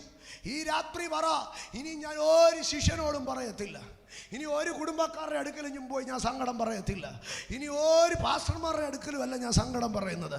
പകരം ഇനി എൻ്റെ സങ്കടം ഞാൻ ദൈവത്തോട് പറയാൻ പോവുകയാണ്. ഇന്ന് രാത്രി ഒരു തീരുമാനമെടുക്കാൻ മറ്റൊരുത്തനിലും രക്ഷയില്ല. പകരം എൻ്റെ രക്ഷ യേശുവിലാണ്. ആമേൻ. യേശു ഇത് കേട്ടിട്ട് പറഞ്ഞോ, എന്താണ് പറഞ്ഞത്? അവിശ്വാസവും കോട്ടവുമുള്ള തലമുറയെ ഞാൻ എത്രത്തോളം നിങ്ങളോടുകൂടെ ഇരിക്കുക. ഇന്ന് രാത്രി ഞാൻ പറയട്ടെ, യേശു പറയുകയാണ്, ഈ ട്വിസ്റ്റഡ് ജനറേഷൻ്റെ കൂടെ എനിക്ക് ഇരിക്കാൻ താല്പര്യമില്ലെന്ന്. എന്ന് പറഞ്ഞാൽ യേശുവിനെ അല്ലാതെ മറ്റ് ശിഷ്യന്മാരെ വിളിച്ചപേക്ഷിച്ച്, യേശുവിനെ അല്ലാതെ മറ്റ് സ്ലീഹന്മാരുടെ പുറകെ നടന്ന്, യേശുവിനെ അല്ലാതെ മറ്റ് മധ്യസ്ഥന്മാരുടെ കൂടെ നടക്കുന്നവരുടെ കൂടെ യേശു പറയുകയാണ്, നിങ്ങളുടെ കൂടെ ഇരിക്കാൻ എനിക്കിഷ്ടമില്ല. ഇന്ന് രാത്രി ഞാൻ പറയട്ടെ, ഏക സത്യ ദൈവമായിരിക്കുന്ന പിതാവിനെയോ അവങ്കലേക്കുള്ള ഏക സത്യ വഴിയായിരിക്കുന്ന, ഏക സത്യ മാർഗമായിരിക്കുന്ന, ഏക മധ്യസ്ഥനായിരിക്കുന്ന, ഏക രക്ഷകനായിരിക്കുന്ന യേശുവിനെ തള്ളിയിട്ട് മറ്റു മാർഗങ്ങളിലേക്ക് നിങ്ങൾ കടന്നു പോകുമ്പോൾ യേശു നിങ്ങളോട് പറയുകയാണ്, നിങ്ങളുടെ കൂടെ ഇരിക്കാൻ എനിക്ക് ഇഷ്ടമില്ലെന്ന്. നിങ്ങളുടെ വീട്ടിലെ ദൈവ സാന്നിധ്യത്തെ നിങ്ങൾ നശിപ്പിക്കുകയാണ്. ഹല്ലേലൂയ. എന്നിട്ട് യേശു പറയുകയാണ്, നിങ്ങളിങ്ങനെ സ്ലീഹന്മാരുടെ അവിടെയൊക്കെ ഇങ്ങനെ ചെരുപ്പിടാതെ നടന്ന് കാലിതയാതെ ഒരു കാര്യം ചെയ്യും, അവനെ എൻ്റെ അടുക്കലേക്ക് കൊണ്ടുപോവാ. യേശു പറയുക, bring him here to me, അവനെ എൻ്റെ അടുക്കൽ കൊണ്ടുപോവാ. ഇന്ന് രാത്രി യേശു അതാ പറയുന്നത്, എൻ്റെ അടുക്കൽ കൊണ്ടുപോവാ. ഇന്ന് രാത്രി യേശു ആവർത്തിച്ച് പറയുക, എൻ്റെ അടുക്കൽ കൊണ്ടുപോവാ. ഇന്ന് രാത്രി നിന്റെ പ്രശ്നം ഒരു വൈദ്യശാസ്ത്രത്തിൻ്റെ അടുക്കലല്ല. ഇന്ന് രാത്രി നിന്റെ പ്രശ്നം ഒരു വക്കീലിൻ്റെ അടുക്കലല്ല. ഇന്ന് രാത്രി നിന്റെ പ്രശ്നം ഒരു പോലീസ് സ്റ്റേഷൻ്റെ അകത്തല്ല. ഇന്ന് രാത്രി നിന്റെ പ്രശ്നം യേശുവിൻ്റെ അടുക്കൽ കൊണ്ടുവരട്ടെ, യേശുവിൻ്റെ അടുക്കൽ കൊണ്ടുവരട്ടെ. അവിടെ യേശു എന്താണ് ചെയ്യുന്നത്? യേശുവിൻ്റെ അടുക്കിലേക്ക് വരുന്നെന്ന് അറിഞ്ഞപ്പോഴത്തേക്ക് ഈ കൊച്ചൻ എന്തോ, ഈ ദുരാത്മാവ് എന്തോ ഇതെന്നറിയാമോ? യേശുവിൻ്റെ അടുക്കലേക്ക് വരുന്നെന്നറിഞ്ഞപ്പോഴേ ഇവനെ തള്ളിയിട്ട് കളഞ്ഞോ. എൻ്റെ പ്രിയപ്പെട്ടവരെ, നല്ല തീരുമാനമെടുക്കുക. അടുത്ത ആഴ്ച തുടങ്ങി ഞാൻ ഉറപ്പായിട്ടും പ്രാർത്ഥനയ്ക്ക് പോകുക. പക്ഷേ അന്ന് സൺഡേ വൈകിട്ട് ആ ചർച്ചിലെ പാസ്റ്ററെ വിളിച്ച് പറയും, എൻ്റെ പൊന്നു പാസ്റ്ററെ വരണമെന്ന് ഒത്തിരി ആഗ്രഹിച്ചതാ, പക്ഷേ രാവിലെ ആയപ്പോൾ എന്തോ പറ്റി, വരാൻ പറ്റിയില്ല. യേശുവിൻ്റെ അടുക്കലേക്ക് വരുന്നെന്ന് അറിഞ്ഞപ്പോഴേ എന്ത് ചെയ്തെന്നറിയാമോ? തള്ളിയിട്ട് കളഞ്ഞോ. പക്ഷേ യേശു ഇട്ടില്ല. യേശു പറഞ്ഞവനെ എൻ്റെ അടുക്കൽ കൊണ്ടുപോവാ. അടുത്ത ഭാഗത്തിലേക്ക് കടന്നു വരുമ്പോൾ, അതിൻ്റെ 42 വാക്യത്തിലേക്ക് വരുമ്പോൾ അവിടെ പറയുന്നത് ഇങ്ങനെയാണ്, അവൻ വരുമ്പോൾ തന്നെ ഭൂതം അവനെ തള്ളിയിട്ട് മടപ്പിച്ചോ. പക്ഷേ അത് കണ്ടുകൊണ്ട് യേശു അവിടെ അമർന്നു നിന്നില്ല. യേശു അശുദ്ധാത്മാവിനെ ശാസിച്ചോ. ഇന്ന് രാത്രികാല ഞാൻ വിളിച്ചു പറയുകയാണ്, ഇറങ്ങി വരുന്ന യേശു ഇതിനകത്ത് അശുദ്ധാത്മാക്കളെ ശാസിക്കുകയാണ്. യേശു അശുദ്ധാത്മാക്കളെ ശാസിച്ചോ. യേശു അശുദ്ധാത്മാവിനെ ശാസിച്ചപ്പോൾ 2 കാര്യങ്ങൾ അവിടെ നടന്നു. തുടർന്നുള്ള നിമിഷങ്ങളിൽ ആ 2 കാര്യങ്ങളാണ് ഇന്ന് രാത്രി ഇതിനകത്ത് നടക്കാൻ പോകുന്നത്. യേശു അശുദ്ധാത്മാവിനെ ശാസിച്ചോ. അടുത്ത ഭാഗത്ത് ഇങ്ങനെയാണ് എഴുതിയിരിക്കുന്നത്, ബാലനെ സൗഖ്യമാക്കി. അശുദ്ധാത്മാക്കൾ ശാസിക്കപ്പെടുമ്പോൾ എന്ത് സംഭവിക്കോ? സൗഖ്യമുണ്ടാകുക. എന്നിട്ട് അടുത്തത് പറയുകയാണ്, യേശു അശുദ്ധാത്മാവിനെ ശാസിച്ചോ, ബാലനെ സൗഖ്യമാക്കി, അപ്പനെ തിരികെ ഏൽപ്പിച്ചോ എന്ന് പറഞ്ഞാൽ, ഇന്ന് രാത്രി ഞാൻ പറയട്ടെ, യേശു അശുദ്ധാത്മാവിനെ ശാസിച്ചാൽ നിന്റെ കയ്യിൽ നിന്ന് എന്തൊക്കെ ശത്രു എടുത്തോണ്ട് പോയോ അതെല്ലാം ദൈവം റിസ്റ്റോർ ചെയ്യാൻ പോവുകയാ. ഇന്ന് രാത്രി ഇത് ചില റിസ്റ്റോറേഷനുകൾ സംഭവിക്കുന്ന രാത്രിയാ. ഇന്ന് രാത്രി ഞാൻ ഉറക്കെ വിളിച്ചു പറയാ, യേശു ആ ബാലനെ അപ്പന്റെ കൈ തിരികെ കൊടുത്തോ. ദുരാത്മാവ് പിടിച്ചുകൊണ്ടുപോകുമെന്ന് പറഞ്ഞതാ, പിശാച് കൊണ്ടുപോകുമെന്ന് പറഞ്ഞതാ, ലഹരി കൊണ്ടുപോകുമെന്ന് പറഞ്ഞതാ, മദ്യം കൊണ്ടുപോകുമെന്ന് പറഞ്ഞതാ, പക കൊണ്ടുപോകുമെന്ന് പറഞ്ഞതാ, ആഭിചാരം കൊണ്ടുപോകുമെന്ന് പറഞ്ഞതാ. പക്ഷേ കർത്താവ് പറഞ്ഞു, ഞാൻ വിട്ടുതരത്തില്ല, ഞാൻ വിട്ടുതരത്തില്ല. പകരം യേശു അത് എന്ത് ചെയ്തോ? യേശു അവനെ പിടിച്ച് അവൻ്റെ അപ്പൻ്റെ കയ്യിലോട്ട് കൊടുത്തോ. ഇന്ന് രാത്രി നിന്റെ കയ്യിൽ നിന്ന് ഊർന്നു പോയ ചിലതിനെ ദൈവം ഈ രാത്രി മടക്കി തരികയാ. എത്ര ദൈവമക്കൾ വിശ്വസിക്കുന്നു? ഇന്ന് രാത്രി തുടർന്നുള്ള ചില നിമിഷങ്ങൾ അഭിഷക്തന്മാർ ആത്മമണ്ഡലത്തിൽ കയറിയേ, അഭിഷേകമുള്ള ദൈവമക്കൾ ജാഗരിച്ച് ഈ രാത്രി ഇതിനകത്ത് ദൈവപ്രവർത്തികൾ നടക്കോ.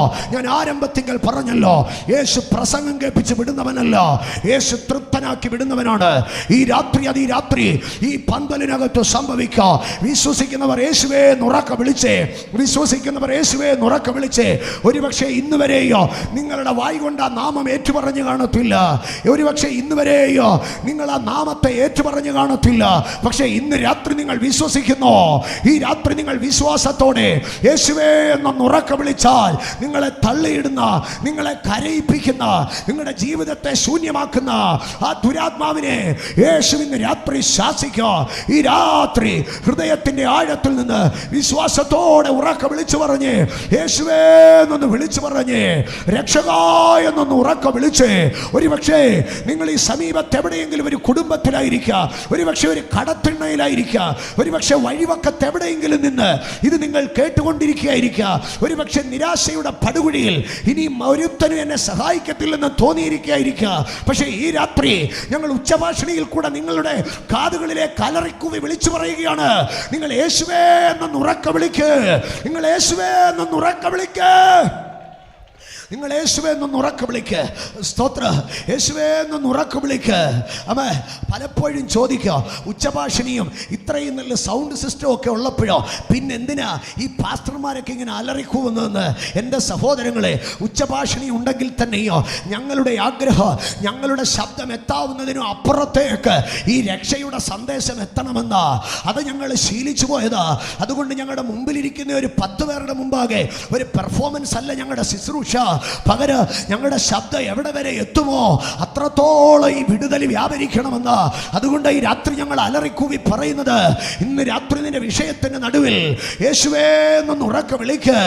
ഈ രാത്രി നിന്റെ കുടുംബത്തിലെ അശുദ്ധാത്മാക്കൾ, നിന്റെ തലമുറകളെ നശിപ്പിക്കുന്ന അശുദ്ധാത്മാക്കൾ, നിന്റെ ശുശ്രൂഷ, നിന്റെ കുടുംബജീവിതത്തെ നശിപ്പിക്കുന്ന അശുദ്ധാത്മാക്കൾ, നിന്റെ ശുശ്രൂഷയെ നശിപ്പിക്കുന്ന അശുദ്ധാത്മാക്കൾ, നിന്റെ സാമ്പത്തിക മേഖലയെ നശിപ്പിക്കുന്ന അശുദ്ധാത്മാക്കൾ, നിന്റെ വിദ്യാഭ്യാസത്തെ നശിപ്പിക്കുന്ന അശുദ്ധാത്മാക്കൾ ഈ രാത്രി യേശുവിന്റെ മുമ്പാകെ ഒതുങ്ങുന്നതിന് ഇന്ന് രാത്രി ആത്മ കണ്ണുകളിൽ കണ്ടേ.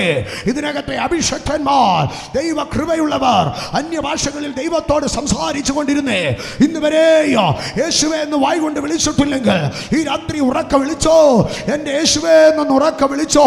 ഇന്ന് രാത്രി ഉറക്ക വിളിച്ചോ, എൻ്റെ യേശുവേ എന്ന് ഉറക്ക വിളിച്ചോ. ഇത് അത്ഭുതങ്ങളുടെ രാത്രിയാണ്. ഈ രാത്രി രോഗബന്ധനങ്ങൾ അഴിയുകയാണ്. അശുദ്ധാത്മാക്കൾ വിട്ടുപോകുമ്പോൾ ഇതിനകത്ത് രോഗങ്ങൾ സൗഖ്യമാകുകയാണ്. സകല പാരമ്പര്യ രോഗങ്ങളുടെ മേലോ ഇന്ന് രാത്രി അഭിഷേകം ചലിക്കുകയാണ്. ഇന്ന് രാത്രി സകല അപമാനത്തിന്റെ മേലോ പരിശുദ്ധാത്മാവ് ചലിക്കുകയാണ്. ഇന്ന് രാത്രി ദൈവം ഇറങ്ങി വരികയോ നിന്റെ വീട്ടിനകത്തേക്ക്, നിന്റെ യുദ്ധമണ്ഡലത്തിലേക്ക്, നിന്റെ പ്രശ്നങ്ങളിലേക്ക് കണ്ണുനീരോടെ യേശുവേ നുറക്ക വിളിച്ചോ, വിശ്വാസത്തോടെ യേശുവേ നുറക്ക വിളിച്ചോ. ആരും മൗനമായിരിക്കാതെ എല്ലാവരും ഉറക്ക വിളിച്ച് യേശുവേ രക്ഷക, ഭൂതങ്ങൾ വിട്ടുപോക, സർവ്വവ്യാധിയും മാറിപ്പോക. ഇന്ന് രാത്രി എത്ര പേർ വിശ്വസിക്കുന്നു? ഭൂതങ്ങൾ വിട്ടുടൻ പോക, സർവ്വവ്യാധിയും തീർന്നിടുമേ. എഴുന്നേൽക്കുന്ന പണിതീട, കാരണം തിരുകരങ്ങൾ നമ്മോട് കൂടെ. ഇന്ന് രാത്രി എത്ര പേർ വിശ്വസിക്കുന്നു? ഭൂതങ്ങൾ വിട്ടുപോക, രോഗികൾ സൗഖ്യമാകാം. ഒരു നിമിഷം കണ്ണുകളെ അടച്ച് ഹൃദയത്തിന്റെ ആഴത്തിൽ നിന്ന് യേശുവേ ഉറക്കെ വിളിച്ച് ഞങ്ങൾ നിങ്ങൾക്ക് വേണ്ടി പ്രാർത്ഥിക്കാൻ പോവുകയാ. യേശുവിന്റെ സാന്നിധ്യം ഇതിനകത്തുണ്ട്, ദൈവത്തിന്റെ കൃപ ഇതിനകത്തുണ്ട്. അഭിഷക്തന്മാർ ഞങ്ങൾ ഒരുമിച്ച് ദൈവ സാന്നിധ്യത്തെ വിശ്വസിച്ചുകൊണ്ട് ഇന്ന് രാത്രി ജനത്തിന് വേണ്ടി ഞങ്ങൾ ശുശ്രൂഷിക്കുകയാണ്. ഇന്ന് രാത്രി ഞാൻ ഒറ്റയ്ക്കല്ല, ഇന്ന് രാത്രി നിങ്ങൾ ഒറ്റയ്ക്കല്ല, ഇന്ന് രാത്രി നമ്മൾ ഒരുമിച്ചാണ്. ഇന്ന് രാത്രി ഞങ്ങളെ കേൾക്കുന്ന ഞങ്ങളുടെ പ്രിയപ്പെട്ടവരോട് ഞങ്ങൾ പറയട്ടെ, ഈ രാത്രി നിങ്ങൾ ഒറ്റയ്ക്കല്ല, ഞങ്ങൾ നിങ്ങളോട് കൂടെയുണ്ട്, ഞങ്ങൾ നിങ്ങളോട് കൂടെയുണ്ട്. നിങ്ങൾ വിശ്വസിക്കുക. ഒരു പക്ഷേ ഇതിന്റെ സമീപത്ത് എവിടെയെങ്കിലും നിങ്ങൾ നിൽക്കുകയാണെങ്കിൽ വിശ്വാസത്തോടെ ഈ പന്തലിലേക്ക് കയറി വാ. ഈ രാത്രി നിങ്ങളുടെ ചരിത്രം മാറോ, ഈ രാത്രി നിങ്ങളുടെ അവസ്ഥകൾ മാറോ.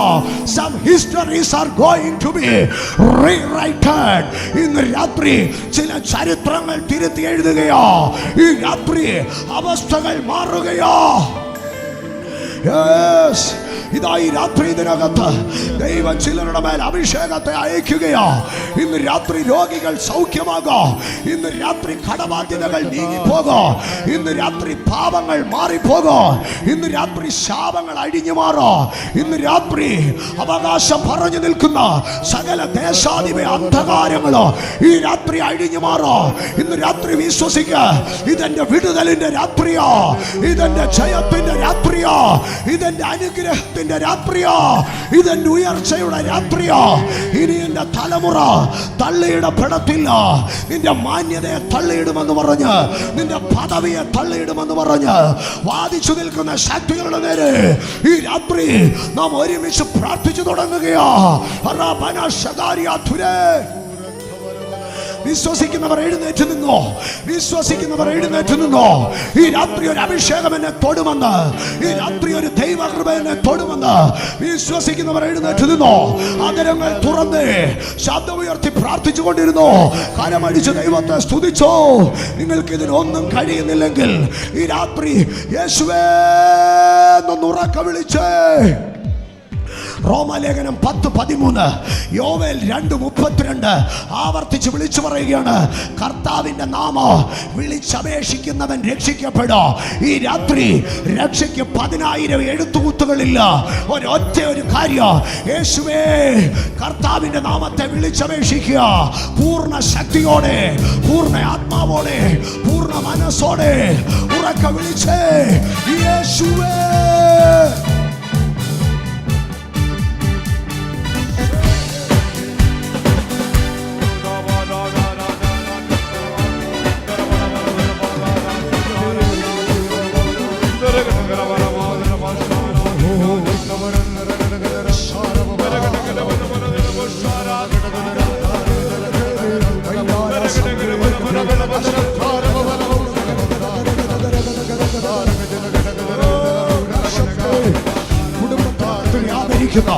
അന്ധകാര ശക്തികൾ വിട്ടുമാറട്ടെ, രോഗശക്തികൾ വിട്ടുമാറട്ടെ, സമാധാനത്തെ നശിപ്പിക്കുന്ന സകല ഉൾപോരുകളും അഴിഞ്ഞു മാറട്ടെ.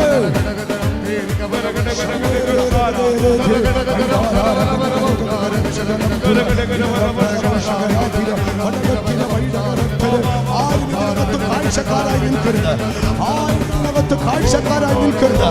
വിശ്വാസത്തോടെ, വിശ്വാസത്തോടെ, വിശ്വാസത്തോടെ യേശുവിന്റെ നാമത്തിൽ സകല മാരക രോഗങ്ങളോ യേശുവിന്റെ നാമത്തിൽ വിട്ടുമാറട്ടെ. കരയടുപ്പിക്കാതെ വീശുന്ന കൊടുങ്കാറ്റുകൾ ഇതിനകത്ത് ശാന്തമാകട്ടെ. വെല്ലുവിളിക്കുന്ന അധികാരങ്ങൾ യേശുവിന്റെ നാമത്തിൽ ശാസിക്കപ്പെടണം. യേശുവിന്റെ നാമത്തിൽ, യേശുവിന്റെ നാമത്തിൽ രോഗങ്ങൾ സൗഖ്യമാകുന്നു, രോഗങ്ങൾ സൗഖ്യമാകുന്നു. ആന്തരിക മുഴകൾ ഒഴിഞ്ഞു പോകട്ടെ, ശാപങ്ങൾ വിട്ടുപോകട്ടെ, ആഭിചാര കെട്ടുകൾ അഴിഞ്ഞു മാറട്ടെ. മന്ത്രവാദ അധികാരങ്ങൾ വിട്ടുപോകട്ടെ. കണ്ണുനീരിന് മറുപടി നൽകുന്നു. കണ്ണുനീരിന് മറുപടി നൽകുന്നു. കണ്ണുനീരിന് മറുപടി.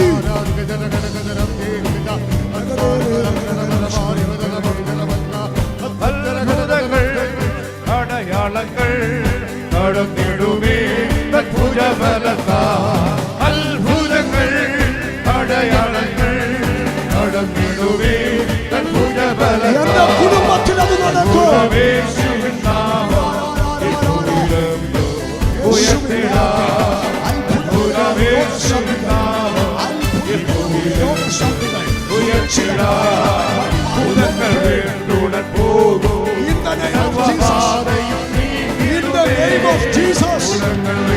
In the name of Jesus, യേശുവിൻ നാമത്തിൽ, യേശുവിൻ നാമത്തിൽ, yes, യേശുവിൻ നാമത്തിൽ, yes, ഈ രാത്രി യേശുവിൻ നാമത്തിൽ, യേശുവിന്റെ അധികാരത്തിൽ, യേശുവിന്റെ അധികാരത്തിൽ സ്വർലോകരുടെയും ഭൂലോകരുടെയും അധോലോകരുടെയും യേശുവിന്റെ നാമത്തിൽ സകല രോഗങ്ങളെയും സൗഖ്യമാക്കി. യേശുവിന്റെ നാമത്തിൽ ഈ രാത്രി യേശുവിന്റെ നാമത്തിലുള്ള സൗഖ്യത്തെ യേശുവിന്റെ നാമത്തിൽ ഈ രാത്രി സൗഖ്യത്തെ ചെയ്യുന്നു. Healing in the name of Jesus. സൗഖ്യത്തിന്റെ സമയമാണ്. ചില സമയങ്ങൾ ഇതിനകത്തെ രോഗികൾക്ക് വേണ്ടി ഞങ്ങൾ പ്രാർത്ഥിക്കുകയാണ്. യേശുവിന്റെ നാമത്തിൽ എല്ലാവിധ രോഗങ്ങളിലും ജയമെടുക്കുകയാണ്. രോഗങ്ങളുടെ മേൽ ജയമെടുക്കുകയാണ്. യേശുവിന്റെ അടിപ്പിണറുകളിൽ സൗഖ്യം അവൻ നമ്മുടെ അതിക്രമങ്ങളെ ചുമന്നു രോഗങ്ങളെ സൗഖ്യമാക്കി. ഈ രാത്രി രോഗങ്ങൾ സൗഖ്യമാകുന്നതിന്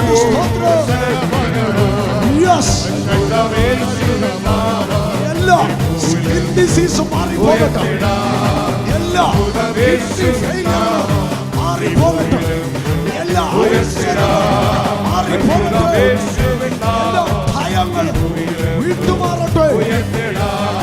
സാമ്പത്തിക മേഖലയെ തടയുന്ന സാമ്പത്തിക മേഖലയെ തടയുന്ന ശക്തികൾ ഈ രാത്രി ശാസിക്കുന്നു. വിദ്യാഭ്യാസത്തെ തടയുന്ന സകല പോരുകളും ഈ രാത്രി ശാസിക്കുന്നു. Be free in the name of Jesus. Be free in the name of Jesus. യേശുവിൻ നാമത്തിൽ സുഖമാകാ. യേശുവിൻ നാമത്തിൽ സ്വതന്ത്രമാകാ. യേശുവിൻ നാമത്തിൽ be free in the name of Jesus. Be free in the name of Jesus. Be free in the name of Jesus. Freedom spirit. Freedom spirit. സ്വാതന്ത്ര്യത്തിന്റെ അഭിഷേകം. Yes. ഭൂതങ്ങൾ ശാസിക്കണം.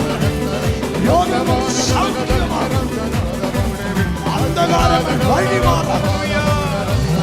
ആധിപത്യങ്ങൾ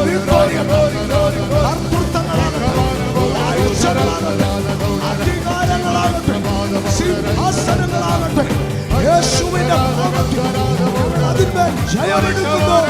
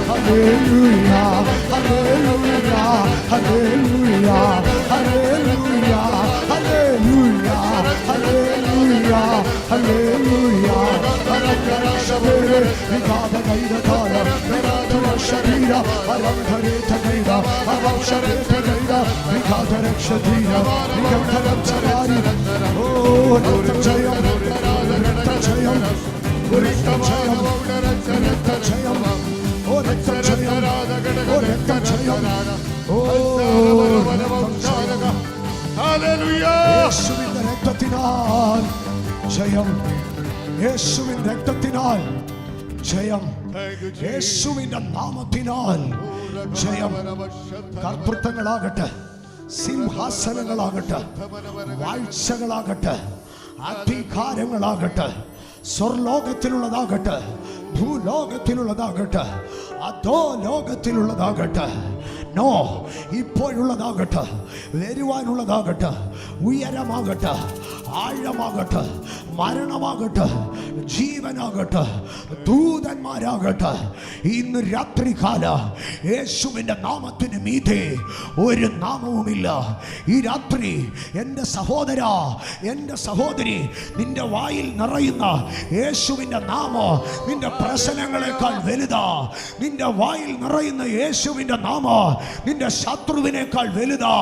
നിന്റെ ശത്രുവിന് നിന്നെ കീഴ്പ്പെടുത്താൻ കഴിയത്തില്ല. നിന്റെക്കെതിരായ യുദ്ധമണ്ഡലത്തിന് നിന്നെ ഒതുക്കാൻ കഴിയത്തില്ല. ഒരു ശാപത്തിന് നിന്റെ മേൽ വാഴാൻ കഴിയത്തില്ല. ഒരു ആഭിചാരത്തിന് നിന്റെ മേൽ വാഴാൻ കഴിയത്തില്ല. ഒരു അന്ധകാര ശക്തിക്ക് നിന്നെ ഒതുക്കാൻ കഴിയത്തില്ല. ഒരു ഗ്രഹപ്പിഴയ്ക്ക് നിന്നെ നശിപ്പിക്കാൻ കഴിയത്തില്ല. ഒരു ജാതകത്തിന് നിന്നെ ഒരിടത്ത് ഒതുക്കാൻ കഴിയത്തില്ല. ഈ രാത്രി നിന്റെ ദൈവം ജീവിക്കുന്നു. ഈ രാത്രി നിന്റെ രക്ഷകൻ ജീവിക്കുന്നു. ഈ രാത്രി വിളിച്ചു പറ, മൈ റെഡീമർ, എന്റെ വീണ്ടെടുപ്പുകാരൻ അവൻ ജീവിക്കുന്നു. എന്റെ വീണ്ടെടുപ്പുകാരൻ അവൻ ജീവിക്കുന്നു. ഇയ്യോബ് എന്താ പറഞ്ഞെന്നറിയോ? എന്റെ വീണ്ടെടുപ്പുകാരൻ ജീവിക്കും. അവനൊടുവിൽ മേഘത്തിൽ നിൽക്കും എന്നാണോ പറഞ്ഞേ? അല്ല, അവൻ ദേ ഈ നിലത്ത് കിടക്കുന്ന പൊടിയുണ്ടല്ലോ, ഇതിൻ്റെ മുകളിൽ വന്ന് നിൽക്കും എന്ന് പറഞ്ഞാ ഞാൻ എവിടാന്നോ ചവിട്ടി നിൽക്കുന്നേ, അതേ വിഷയത്തിൽ അവൻ ഈ പൊടിമേൽ നിൽക്കും. ഞാൻ ചവിട്ടി നിൽക്കുന്ന പൊടിയാൽ എൻ്റെ കർത്താവ് ഇറങ്ങി നിൽക്കും. ഇന്ന് രാത്രി ഞാൻ ഇയ്യോബിന്റെ ദൈവം നിന്നോട് പറയുക, നിന്റെ വീണ്ടെടുപ്പുകാരൻ മരിച്ചവനാ, പക്ഷെ അവൻ മരണത്തെയും പാതാളത്തെയും ജയിച്ചു. അവൻ എന്നേക്കും ജീവിച്ചിരിക്കുന്നു.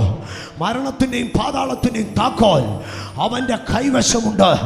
അവൻ ഇന്ന് രാത്രി നീ നിൽക്കുന്ന പൊടിയിൽ അവൻ ഇറങ്ങി നിൽക്കുകയാ. ഇയ്യോബ് പറഞ്ഞു ഒരു ദിവസം അവൻ പൊടിമേൽ നിൽക്കുമെന്ന്. പക്ഷെ ഇയ്യോബിന് അത് കാണാൻ കഴിഞ്ഞില്ല. പക്ഷെ ഈ രാത്രി ഇതിനകത്ത് നിൽക്കുന്ന നിങ്ങൾ ഓരോരുത്തരോ അത് അനുഭവിച്ചുകൊണ്ട് നിൽക്കുകയാ. നിന്റെ യേശു മേഘത്തിലല്ല, ഈ പൊടിയിൽ യേശു നിൽക്കുന്നു. നിന്റെ വലത്തുഭാഗത്ത്, നിന്റെ കൂരിരുൾ താഴ്വരയിൽ. ഒന്ന് ഏറ്റു പറയാമോ? യേശു, യേശു അവൻ ആരിലും വലിയവൻ. എല്ലാവരും ചേർന്നതൊന്ന് പറയണം. നിങ്ങളുടെ പ്രശ്നങ്ങളല്ല വലുത്, നിങ്ങളുടെ രോഗങ്ങളല്ല വലുത്, നിങ്ങളുടെ സങ്കടങ്ങളല്ല വലുത്. യേശുവാണ് വലിയവൻ. യേശു, യേശു, യേശു, യേശു കരമുയർത്തി പറഞ്ഞേ, കരമുയർത്തി പറഞ്ഞേ, യേശു, യേശു, യേശു, യേശു, യേശു ആരിലും മതിയായവൻ. ആവർത്തിച്ചു പറഞ്ഞേ, യേശു, യേശു. എല്ലാ കരവും ഉയർന്നിരിക്കട്ടെ. യേശു, യേശു വലിയവൻ, യേശു വലിയവൻ, യേശു, യേശു,